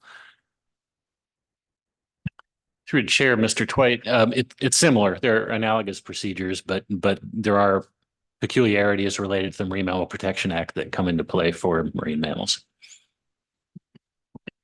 And how about also, I know the agency really is having to grapple now with the issue of, say, ship strikes on the East Coast. Again, it's a marine mammal interaction, sometimes with fisheries, but more often with other types of vessels. Do those same rules of sort of both confidentiality, but also how you handle release of the information, do those same rules apply in that circumstance, or because it's not fishery related, can you release more information, or? Madam Chair, Mr. Twite, we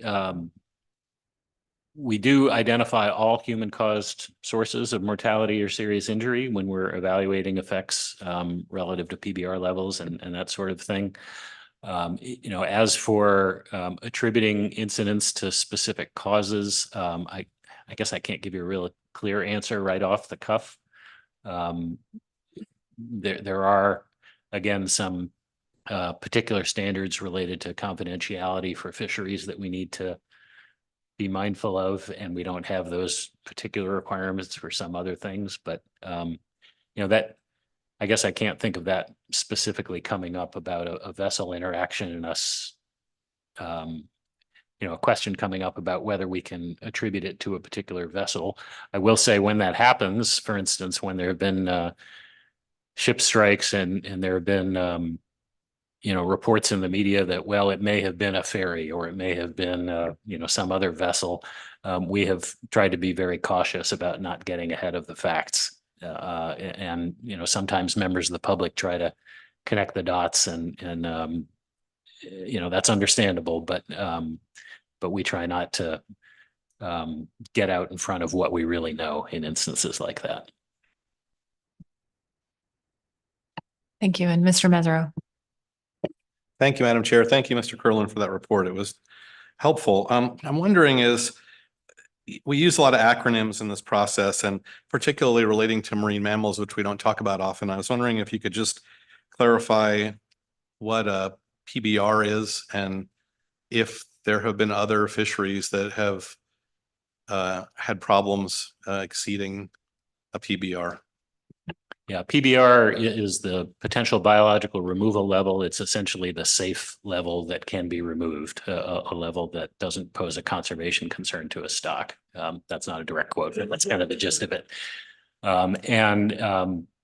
If PBR is exceeded, then a stock is determined to be strategic. And there's different management considerations that kick in related to that. And that does become an issue for some fisheries from time to time. Through the chair, even in Alaska, that becomes an issue, or is that more of a East Coast right whale entanglement issue? It's something we evaluate for all Alaska fisheries, and we've got some that are close. Mr. Sakata. Yes, thank you through the chair. Thank you, Mr. Curlin. Just a quick follow-up to Mr. Mesereau's question.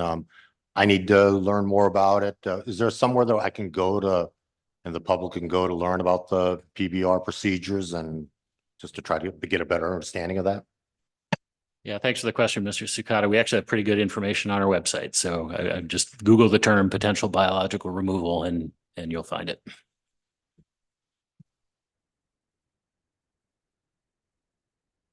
Thank you, Ms. Baker.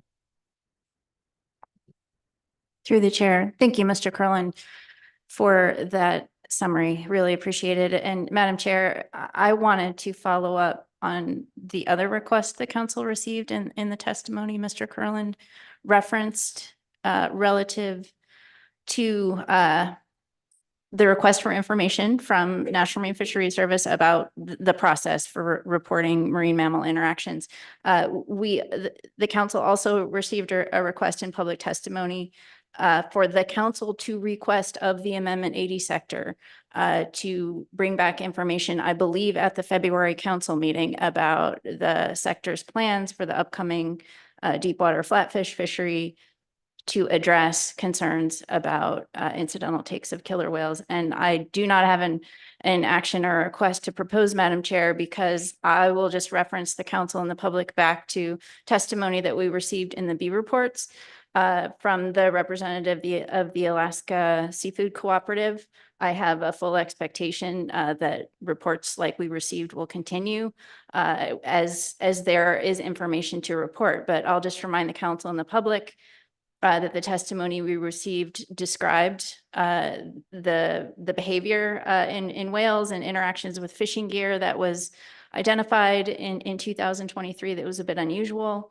The Amendment 80 sector representative noted that sector representatives are working with National Marine Fisheries scientists to understand this more thoroughly and potentially develop methods to address this.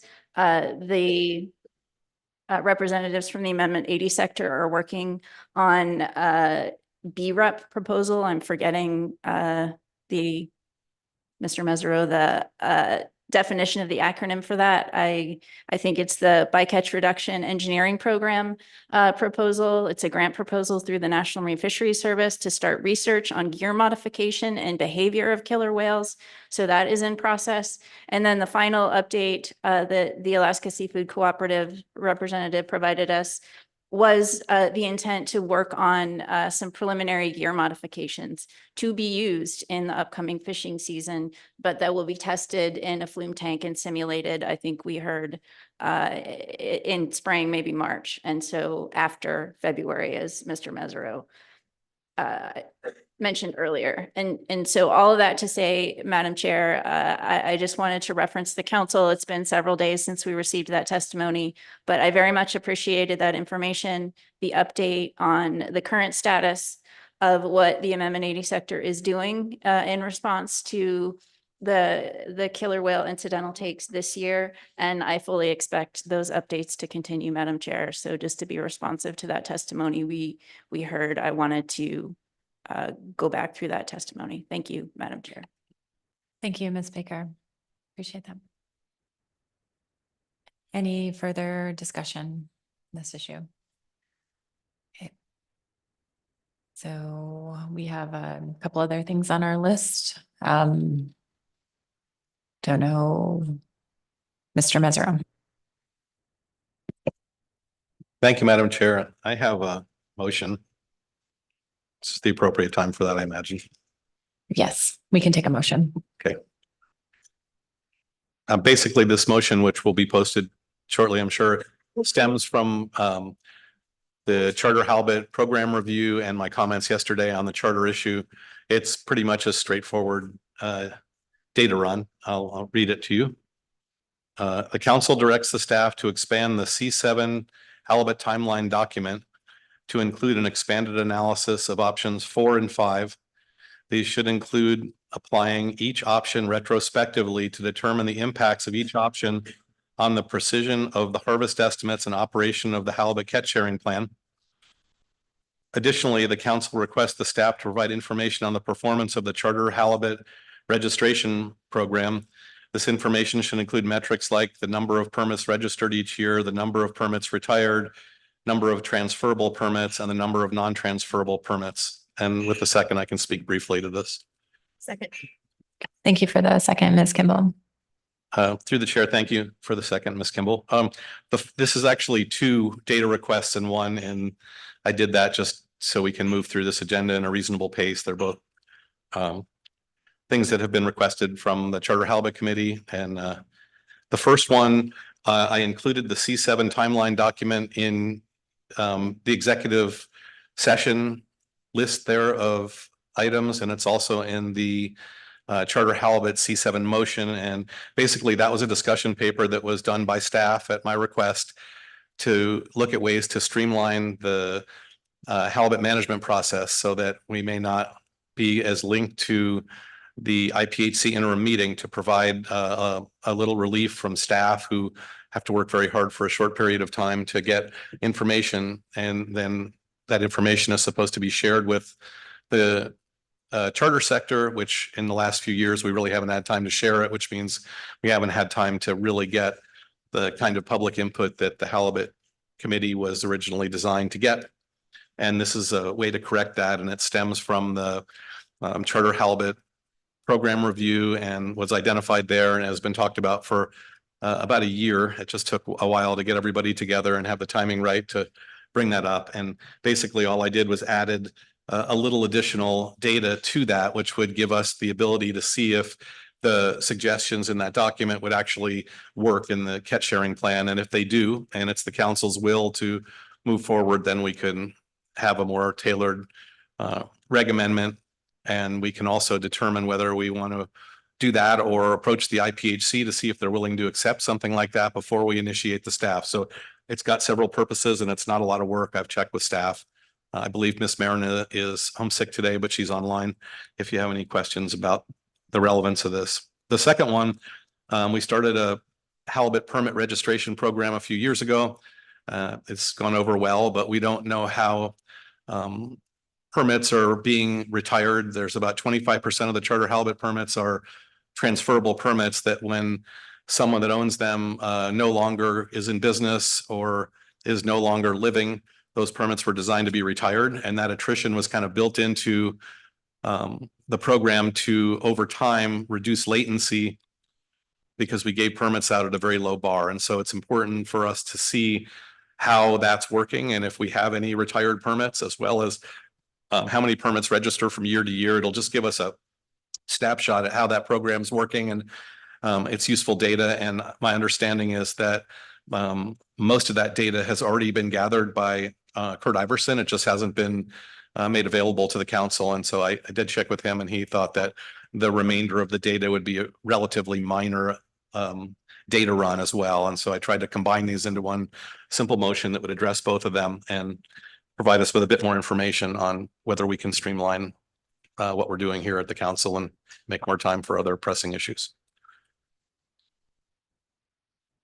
Thank you, Mr. Mesereau. Are there any questions on Mr. Mesereau's motion? Mr. Witherell. Thank you, Madam Chair. Mr. Mesereau, of course, staff wants to provide exactly what what you want. And so my question really is what did you envision by the term expanded analysis? Are we looking at a discussion paper, a data run, just a couple of pages of discussion that we bring forward at a future halibut charter meeting? Or what is it in mind you want? Through the chair, Mr. Witherell, what I was hoping to do is have the staff take the existing paper, which provides a lot of other options too, add this information to that paper, and then instead of presenting that paper just to the halibut committee, which has seen it, present it to the council to review and see if any of the non-regulatory or regulatory options are things that we might get support for to streamline the process. So basically just add to the existing document and then maybe repackage that document as a discussion paper for the council as opposed to a white paper for a committee.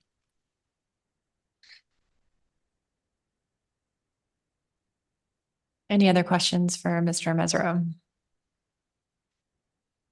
Okay. Any amendments? Comments on the motion?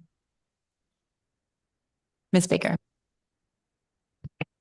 Thank you, Madam Chair. And thank you, Mr. Mesereau, for bringing this motion forward. I appreciate it. I received some feedback over the past few years about the real challenges associated with our process for recommending charter management measures each year and some of the constraints we're operating under. So in particular, the first section of this motion, I am interested in understanding the potential trade-offs of either releasing the analysis earlier within the council process, perhaps with slightly lagged data, or considering setting two management measures for 2 years at a time, just to identify what those trade-offs might be. So I really appreciate you bringing this forward. I also have some experience working with the charter halibut permit program, and think that with the implementation of the registration program a few years ago, it probably is a good time to take a look at the performance of that program as you suggested. So I'll be supporting the motion. Thank you, Madam Chair. Thank you, Ms. Baker. Okay. Not seeing any other comments. Thank you for your motion, Mr. Mesereau. So with that, I'll ask if there's any opposition to the motion. Okay, seeing none, that motion passes without opposition. Further discussion or motions? Mr. Toy.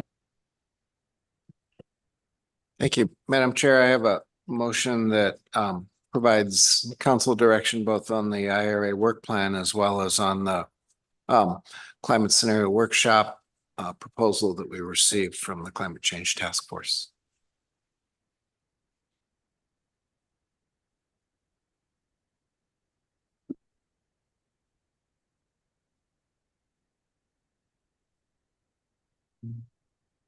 The council endorses the scope of work and preliminary timeline and milestones outlined in the staff work plan presented at the December meeting, and directs staff to reflect this approach in grant applications for IRA climate resiliency funding.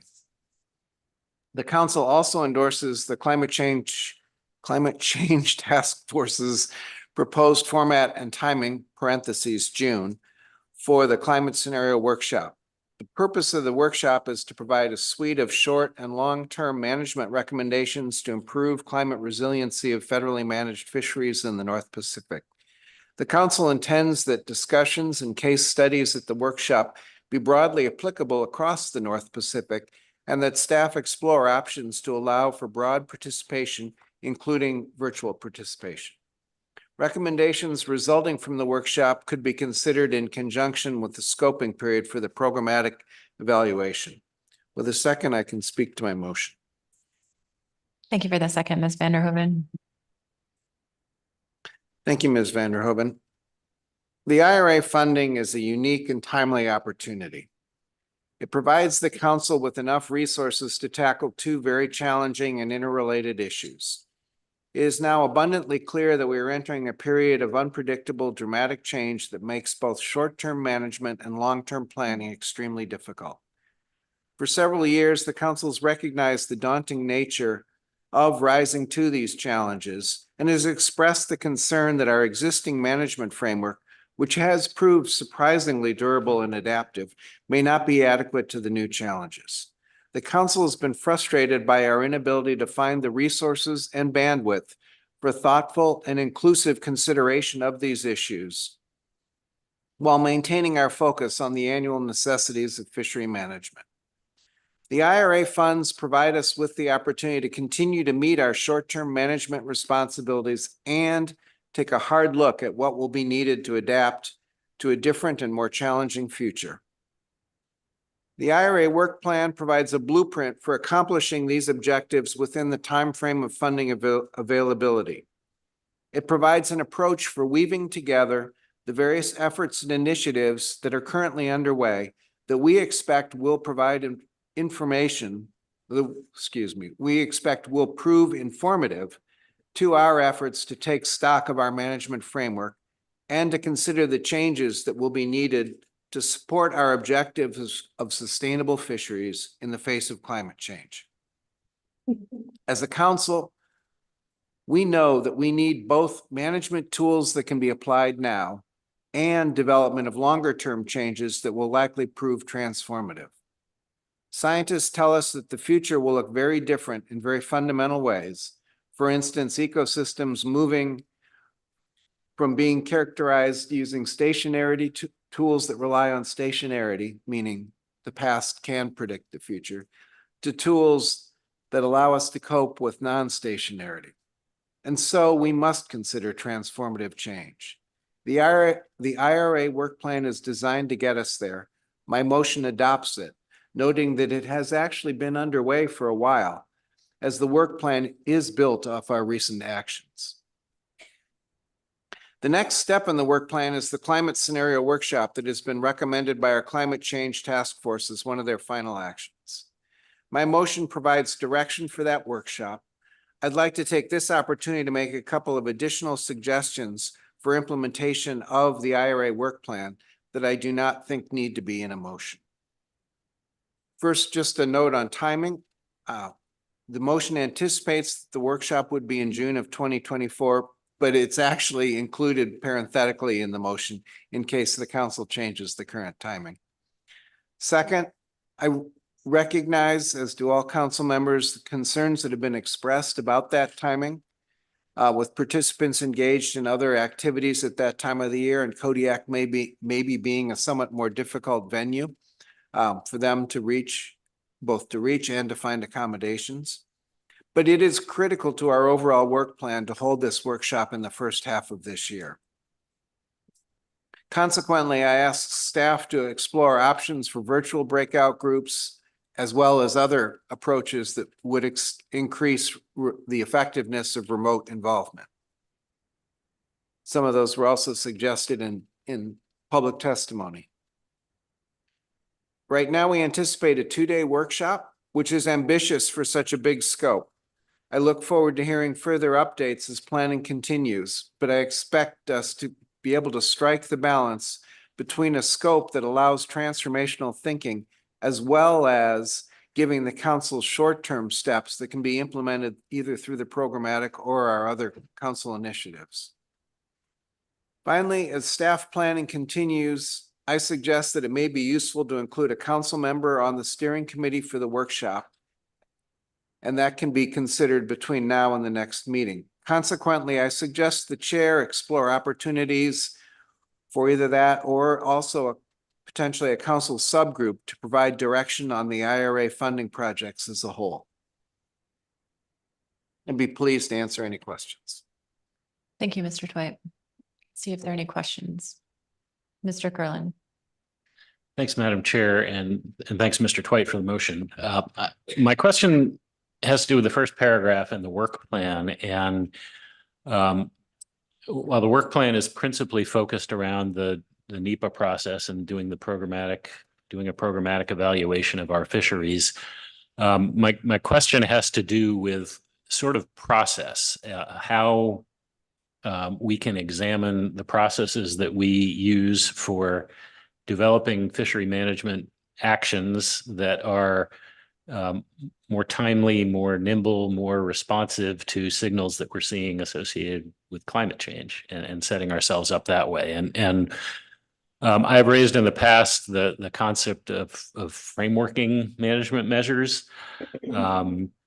And I guess what I'm trying to ask about here is whether embedded in your motion here, in your concept, is trying to prompt some innovation and creative thinking as to whether the council could benefit from different structural approaches to allow for more streamlined and flexible changes to our management regime. And I guess my thought is that this is something that could be explored either within a programmatic EIS or perhaps parallel to it, if not actually embedded in the EIS. And maybe it won't pan out, but it seems worth some critical evaluation as part of the IRA funded projects to get better positioned for climate ready fisheries. So I guess the goal for that would be to establish in an FMP, an amendment or regulation, some mechanism for implementing recurrent or routine or foreseeable changes in an expedited manner. Since we're often criticized for how long it takes to pivot and make changes as new information comes up. So the key question to explore, I guess, would be whether doing something like this would be likely to yield any net efficiencies that enable us to make those kind of changes and go from a trigger, some event that warrants action, to final approval faster than we can at present. So that's a very long way of asking, are you envisioning that something like that would be included as part of the work plan analysis? Thanks, Mr. Curlin. The short answer is yes.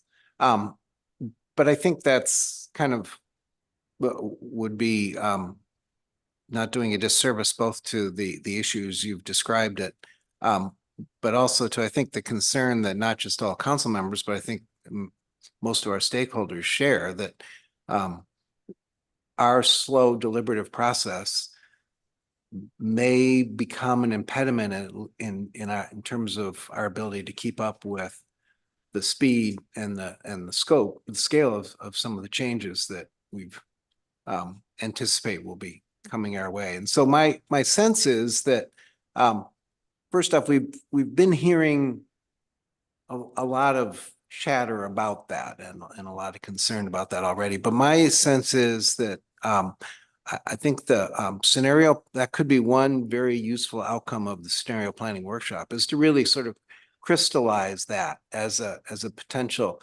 maybe help us understand when our current pace of process is still a value and is still a strength because of the deliberative aspect of that and the ability to maximize inclusivity, and when it's a real liability. And I'm hoping that that could come out of, that could be one of the outputs from the scenario workshop. And then that gives us, I think, I talked a fair amount about, I think what the council's objective should be both some short-term tools, some short-term changes that we made relatively expeditiously, and then longer term, maybe more transformative. And I think I would hope that both in the short term, we would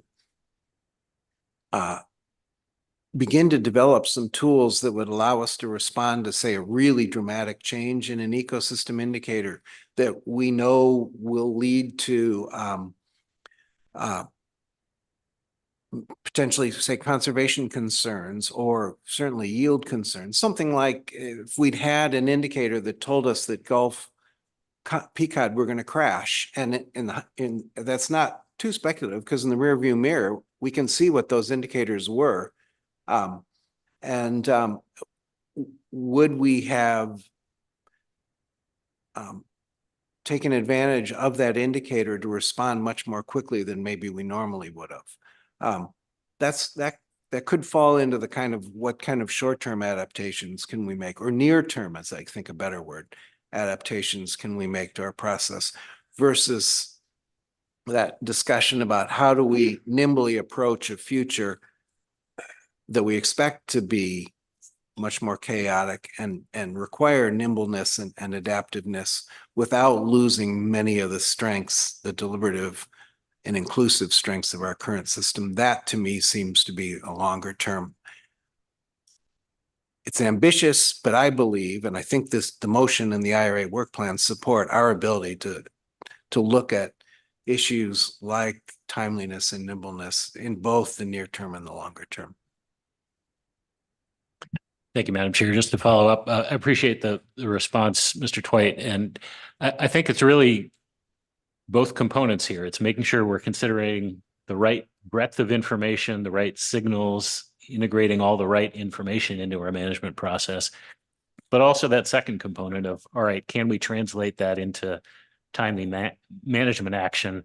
And are there ways to find administrative efficiencies for doing that? So that's what I was trying to get at with my question. And I know Mr. Witherell is paying attention to that and taking notes. So I appreciate your suggestion that may be a helpful outgrowth from the workshop and to help guide us as we go forward. Thank you. Ms. Kimball. Thank you. My question might have been answered by the very last statement. I thought Mr. Curlin's question was initially about the work plan and whether that was being incorporated in the work plan, but Mr. Twight's response and maybe Mr. Curlin's follow-up, I'll ask the question. The intent is that as a tool, and I can't tell you how excited I am for the agency to bring up the possibility of frameworking some potential actions in response to our climate needs.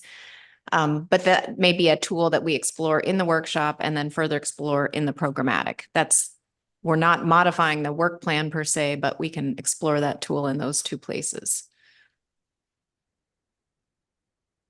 Completely agree. I Okay. think I took 150 words to dance around that same answer that you just gave. Thank you. Thank you. Ms. Baker. Through the chair, thank you, Mr. Twite, for the motion. I have a question on something I believe you spoke to in your rationale in terms of the timing for the climate scenario workshop in June. You mentioned the necessity of having that workshop in June. I think you said in the first half of this year in order to allow to maintain our plan in terms of the initiatives that you all have just been talking about. I just, for the benefit of the public, given the concerns we have heard about the potential inaccessibility of that workshop in Kodiak in June 2024, can you just give me a little more information on why we need to hold that workshop in June 2024 to stick with the plan?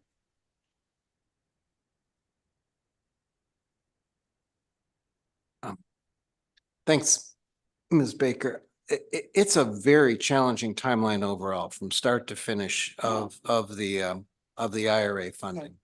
And we know these are challenging issues as well. We know these are issues that are going to require a lot of back and forth. And so, and really as the work plan is laid out, our first real concrete step on accomplishing it is the climate scenario workshop.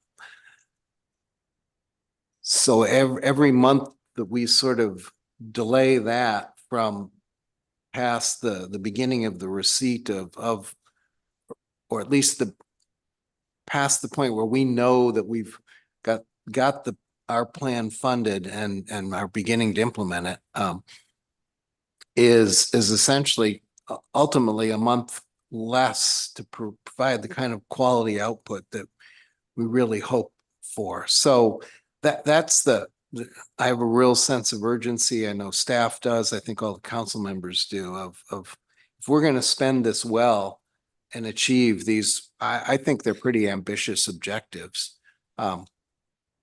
We can't start by delaying. And if we do, we haven't really solved the problem of inclusivity anyway. Maybe we've solved it for one workshop, but we're having numerous opportunities for engagement all the way through the IRA work plan. Each one of those will come with its own timing challenges. And if we don't confront many of those and find ways of including voices that aren't necessarily in the room, but are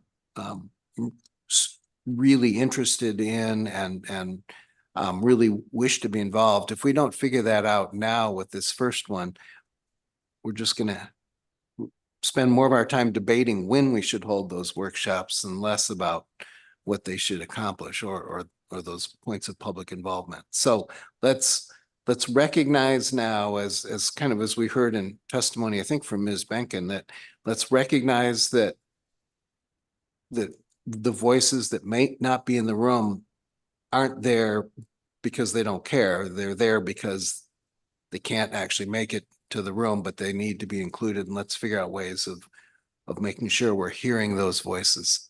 Let's figure that out now rather than later.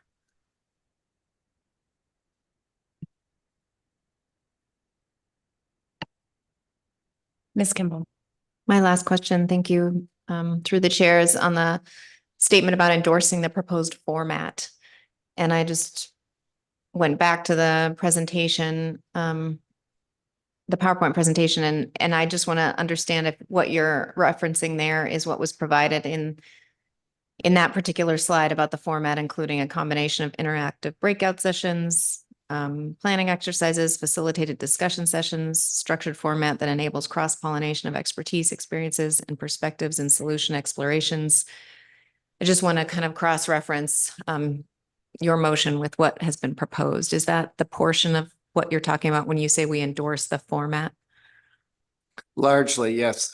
Trying not to be super prescriptive, but I think we were all really impressed with the format that the SSC adopted for their workshop of a year ago, and as well as the format that national leadership adopted for SCS 7, and how well that worked for really generating more of an open discussion. I think a lot more concepts were put on the table, a lot more ideas. People understood the diversity of perspectives a lot better through using some of those tools.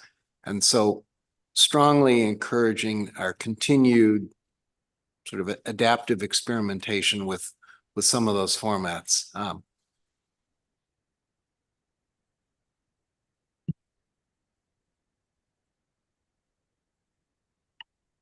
Mr. Down.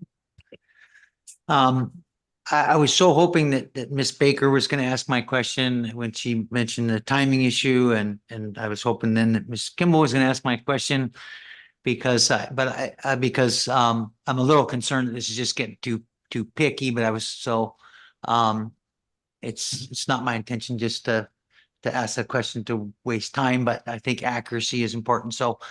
Mr. Twite, in your motion here, you mentioned that the Climate Change Task Force proposed format, which was covered by Ms. Kimball's question, and timing in June. But the Climate Change Task Force actually, we're not endorsing what they proposed, because Climate Change Task Force proposed that we do this workshop in mid-May, and we do 3 days, and it was council staff that suggested that we do this in June, and we do 2 days. So I think that I don't know that there's an amendment necessary or anything like that. I just think it's worth recognizing. You mentioned this in your rationale for the motion, but I just think that we want to be clear that we're not really endorsing the Climate Change Task Force's timing on this, because they actually recommended alternative timing. So I hope that's not too picky. I hope I'm not wasting time, but I think there is an accuracy issue here that just wanted to clarify that. I'm not intending to make a motion unless somebody thought it was necessary, but I think staff can probably take care of that. Thank you. Thank you, Mr. Down and Mr. Twite. Yeah, we appreciate that point of clarification. I agree. I don't believe it needs an amendment, but that important delineation on the record. Appreciate that. Okay. Any amendments beyond that? Comments on the motion? Ms. Vanderhoven.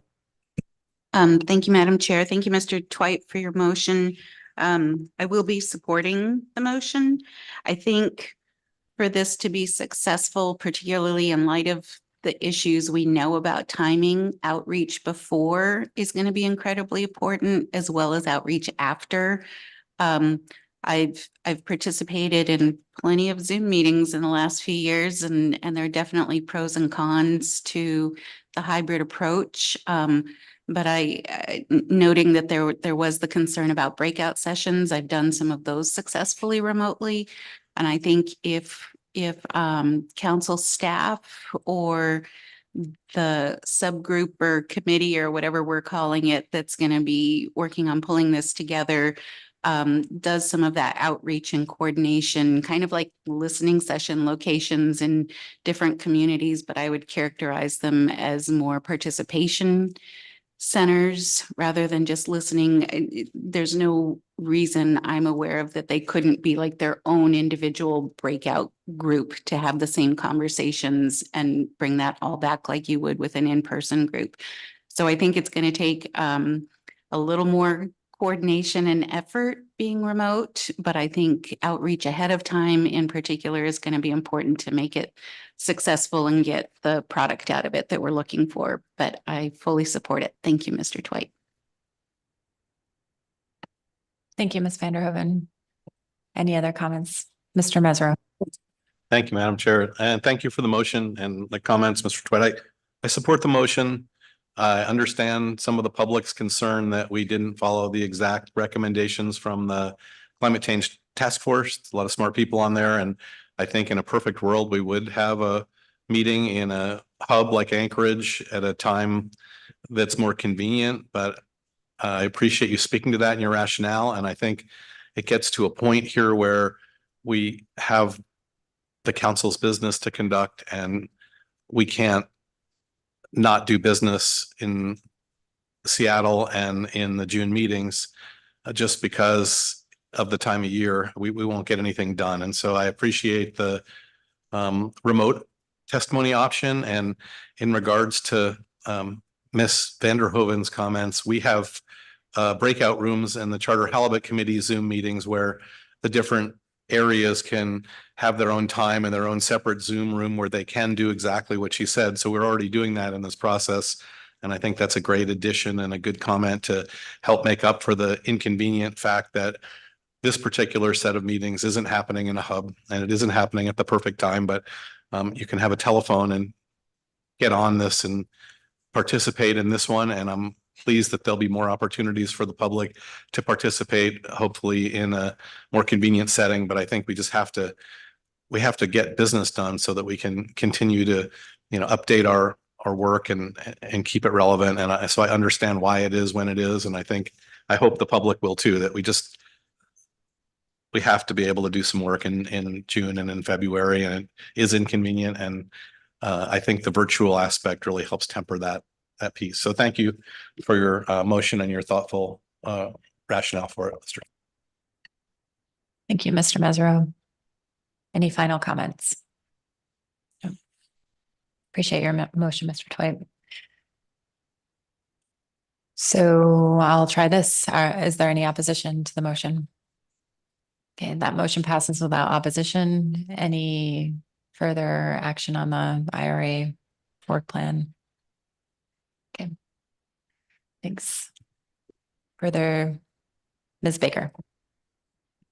Thank you, Madam Chair. I did want to, I forgot to mention this before we started staff tasking, but Mr. Witherell did bring up the anticipated scheduling effects, particularly in February for the Cook Inlet salmon harvest specifications process that this council will be going through. Just to take care of business, I mean, technically speaking, there is an open comment period right now for National Marine Fisheries Service proposed rule on management of the Upper Cook Inlet salmon fishery in federal waters or the exclusive economic zone. That comment period is open through December 18th. I'm not recommending, nor have I heard specific comments that might be appropriate for this council to provide on that proposed rule. I know that sometimes we would. I'm not seeing any to offer at this particular point, so I'm not recommending a letter, for example, from the council. I guess I would just, in thinking forward to February, we had a little bit of discussion this morning about just how the SSC and council is going to deal with this new task in front of us in terms of setting harvest specifications for Upper Cook Inlet salmon fisheries in federal waters. We talked about potentially exploring options with the SSC's ability to schedule the time needed to recommend OFLs and ABCs for the appropriate stocks. It's a bit of an unknown how long that's going to take. And in addition to not exactly knowing what the safe will look like and what other stock assessment material they will have. So I just wanted to reiterate, I hope that staff will be able to talk through with SSC leadership a few different options for how the SSC may do that. I also have to say I'm a little concerned about, then moving into the council part of that harvest specifications process. Little idea of what that might look like or how long that might take, but just the expectations, we'll do the best we can with scheduling. But finally, Madam Chair, just noting another source of uncertainty that is quite concerning to me, but I do not have a recommendation for how to address it. We talked about in the B reports during the presentation of the proposed rule. I believe, and it sounds like that the SSC and the council are being requested to recommend harvest specifications for a fishery next year, for which final regulations will not be in place when we make those recommendations. And I cannot recall being in a situation like that before, and I just am quite concerned about how that's going to play out, but I know nobody has a crystal ball. So we'll do the best we can on the council side of things. Finally, Madam Chair, I did just want to say that the state of Alaska through ADF&G does intend to submit comments on the proposed rule for salmon management in the federal fisheries of Upper Cook Inlet, and would encourage the public as well. The comment period is open through December 18th. That information on how to comment is available in the NIMS management report posted under B2 on our agenda. And I think that's all I had, Madam Chair. I just wanted to address that topic because it's quite timely and unusual for our process and will have a big impact, not just in our February meeting, but beyond that. Thank you, Ms. Baker and Mr. Curlin. Thanks, Madam Chair. Ms. Baker, appreciate your comments on that. And I too would encourage the public to submit comments by the December 18 deadline. As we go forward on this, Ms. Baker's right. There are some challenges procedurally for how all this is going to fit together, given the court ordered timeline on this matter. But I guess I just wanted to flag that although this is a secretarial amendment to the fishery management plan, it remains the council's FMP. And so if the council would like to rethink process for the future and potentially set up a plan team or have some other processes to help this go more smoothly next year, that is certainly an option. And recognize that the schedule this year and the process we're going through poses some unique challenges, but hopefully we can all learn from that and be in a better place going forward. Thank you. Thank you, Mr. Curlin. Ms. Kimball. Thank you, Madam Chair. I don't have a motion, but I did note that the chum bycatch analysis is on the 3-meeting outlook tentatively scheduled for April. And I recall at least some discussions about some trade-offs in April. I just wanted to put on the record, I think April is like our first best plan for April. I understand if there is a government shutdown, April would not be possible. So that would have to move to October.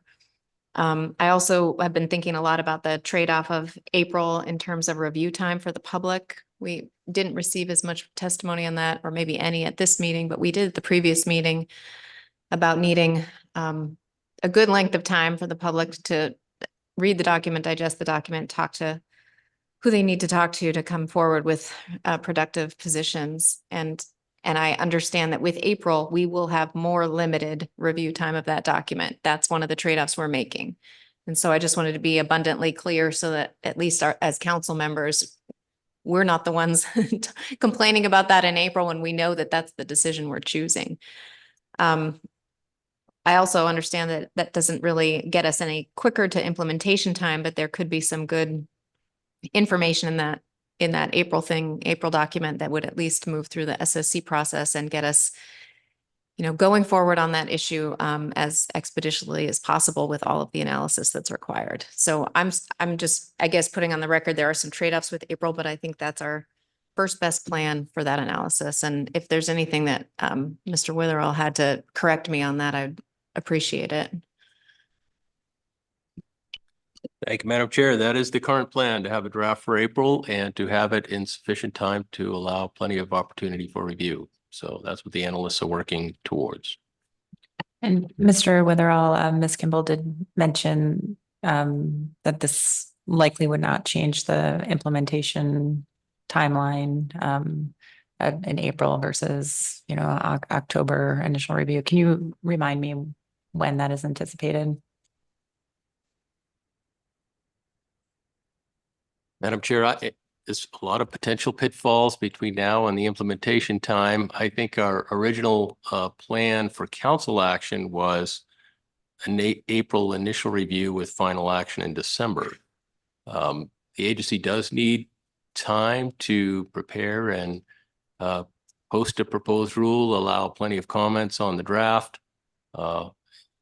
So I guess I hadn't thought it through of when the implementation would occur, but that might be worth asking the agency folks when they would need to have a record of decision that hopefully would meet the requirements of NEPA, or if not, when you could push that off and still have implementation at the earliest possible timing for a bee season. So I that's all the comments I have. I think the agency would probably have to provide more details on the time from final action to implementation and how complex that might be. It might depend on the complexity of the action that the council takes. Thank you, Mr. Witherall. I don't want to put the agency on the spot. I think I recall, now that I'm thinking of it, Ms. Evans walking us through a potential timeframe of 2026 bee season under these various scenarios that we were looking at and time for agency review, but we can circle back on that, as the issue progresses and clarify that. Mr. Mesro and then Mr. Williams. Thank you, Madam Chair.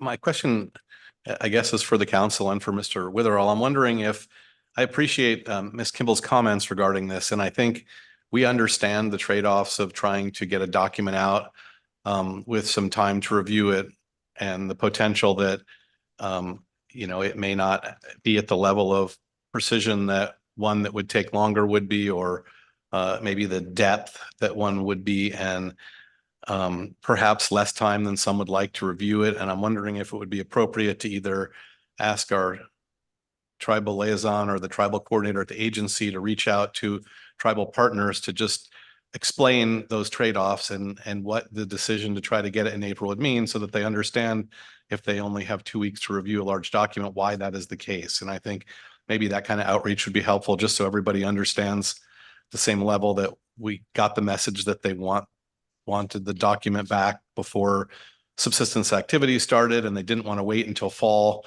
and that the trade-off is there's going to be less time to review it, and perhaps we'll have to make some refinements of that document and have a more complete one come out subsequently later.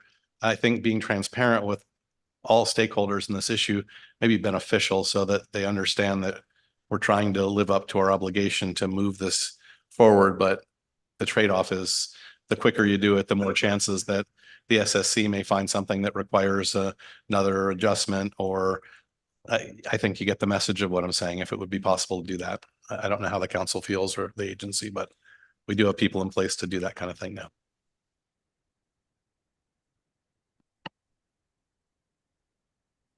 Thank you. Mr. Williams.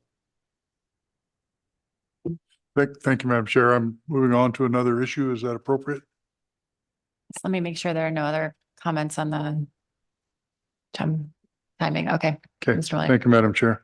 I don't have a motion, but I thought it would be appropriate to have a bit of a discussion regarding the AP motion that was presented to us regarding Gulf of Alaska trawl issues that were brought up. I don't have the tenure nor the experience with those issues that many of you around this table do, but it's been certainly made I think clear to me that there is a lot of interest in this issue, and some understanding, at least, or understanding that there's a need for some potential action as well. This this information that came to me starts with the kind of information we got from Mr. Cochran earlier in the week, his passionate testimony to us. And it came to me from a lot of other people in the building and in the halls that there's potentially lots of things that could be done. The development of a discussion paper, in my mind, does nothing more at this point than provide us information that we then can make decisions from later whether we wish to move forward or not. I'm not, again, I don't have a lot of experience with discussion papers, but a good, well-written discussion paper, well thought out, can help us into the future if we choose to make decisions. Some of what we heard here today, I think, would indicate to me that a bit more of a delay in developing the details of that discussion paper, possibly between now and our February meeting, would provide us a better understanding of maybe the parts and pieces that should be in that paper, as well as a bit more thought out between the parties, a discussion between the parties to help inform that. And so it would be my interest in encouraging the parties to start those discussions and try and have a bit more detail around a motion or however it gets to us that would let us talk about those things possibly in February, rather than try to do that today. While what we received was thought out, I think there's just an opportunity to get a better, more well-rounded, more comprehensive list of items that we might want to discuss if we wait until possibly February. So that's just my interest and my thoughts. Thank you for that, Mr. Williams. I think that makes sense. Ms. Baker. Through the chair. Thank you, Mr. Williams. I'll essentially align myself with your comments. I am very concerned about the current challenges that the Gulf of Alaska trawl fleet is facing, both in the Central Gulf and the Western Gulf, and I'm certainly interested and open in considering management actions to provide flexibility and cost efficiencies. But I'm thinking back to the testimony that we received this morning that the council should carefully consider the management approaches that we take to addressing those challenges. And I agree with Mr. Williams. I'm certainly open to thinking about that. And I also encourage and feel confident that representatives from the Central and Western Gulf will take the little bit additional time that we're suggesting here to bring back focused requests to the council. And I look forward to having those discussions. So thank you, Mr. Williams. Thank you, Madam Chair. Thank you, Ms. Baker. Okay. Anything further? Okay. Mr. Witherell, you mentioned the as far as scheduling the timing of the Gulf Tanner crab paper as well. We did hear some support and public testimony for February. It's tentatively scheduled for February. Just want to make sure that there are no other feedback from the council on this before attempting for that date. I know that that's probably the caveat is that we'll be able to resolve some of the data collection issues by then. Okay. Madam Chair, that's correct. And as we lay out what the schedule might take, that's obviously one that could be bumped if we run into time management and as we lay out the agenda. So, but yes, the first hurdle is to ensure that we're going to have the right data and we have our act together and get that ready for decision making. But February is our plan A. Thank you. Okay. Anything else from council members on staff tasking? Okay. Ms. Kimball. Just a quick comment that I appreciate the public testimony on continued ways to improve our process or make it more easy to find where we are in the agenda. I saw council staff going to talk to folks that testified about that. And I just think staff tasking is a great and appropriate place to bring up those options or potential improvements. So I like that people are continuing to think about that and provide those in testimony. I just wanted to express a little appreciation for that. And thank you. Thank you. Okay, so with that, I think we're ready to move on to appointment announcements. Okay, thank you. So I'd like to begin with the advisory panel. The following members of the advisory panel have been reappointed for 3-year terms. That's Jim Johnson and Melissa Johnson. So last year, the council revised its advisory panel appointment policy to allow appointment of new members to a 1-year orientation term that, if subsequently extended by 2 years, would constitute a full 3-year term for purposes of term limits. The following members of the advisory panel have had their orientation year extended to a full 3-year term. That's Rick Leighton, Landry Price, and Chelsea Riddell. Additionally, Tiffany Andrew, Nels Evans, and Annika Saltman have been newly appointed for a 1-year orientation term. The council has appointed Eva Dawn Burke to the advisory panel's Alaska Native Tribal Representative seat for a 3-year term. So the AP members for 2024 will be Tiffany Andrew, Tamara Briggy, Eva Dawn Burke, Nels Evans, Gretar Goodmanson, Tim Hooker, James Johnson, Melissa Johnson, Julie Kavanaugh, Rick Leighton, Heather Mann, Lauren Howard, Patrick O'Donnell, Landry Price, Chelsea Riddell, Brian Ritchie, Annika Saltman, Paul Wilkins, and Susie Zagorski.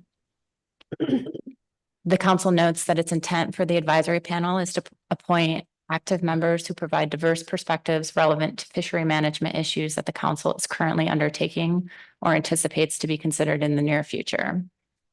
As such, the council is soliciting nominations for 2 special appointments to the advisory panel for a 2-year term in recognition of the Pacific Cod Pot Gear Lab action being contemplated to represent harvesters and processors for this fishery. While these members are being solicited for specific expertise, they will be expected to participate as any AP member. The council will call for nominations for these seats with a nomination deadline on January 10th. The council will meet virtually in executive session shortly thereafter to review the nominations and make the appointments so that the newly selected members are able to sit on the AP for the February meeting. During each appointment process, the council reserves the right to evaluate its AP membership holistically for alignment with upcoming agenda items. And as such, membership may change with each appointment cycle. We'd like to thank everyone who expressed interest in serving on the AP. We had a very qualified pool of applicants, and we encourage people to continue to engage in the process and explore ways to learn more about the council with opportunities like the Marine Resource Education Program. So for the SSC, all current members of the SSC have been reappointed for next year. Additionally, Dr. Fabio Caltabellata has been newly appointed for 2024 as the Washington Department of Fish and Wildlife alternate for Catherine Meyer, replacing Teresa Sue. For plan teams, Dr. Lucas De Filippo has been appointed to the Bering Sea Aleutian Island Groundfish Plan Team, and Mr. Ethan Nichols has been appointed to the Bering Sea Aleutian Island Crab Plan Team. So with that, thank you all very much. I think if there's nothing further from council members, would like to thank council staff and agency staff for all of the excellent presentations that we've received this meeting, as well as the administrative support. These are very long and challenging meetings, and we couldn't do it without you. So thank you. And thank council members for all of your hard work this meeting as well. So happy holidays, and we'll see you in February.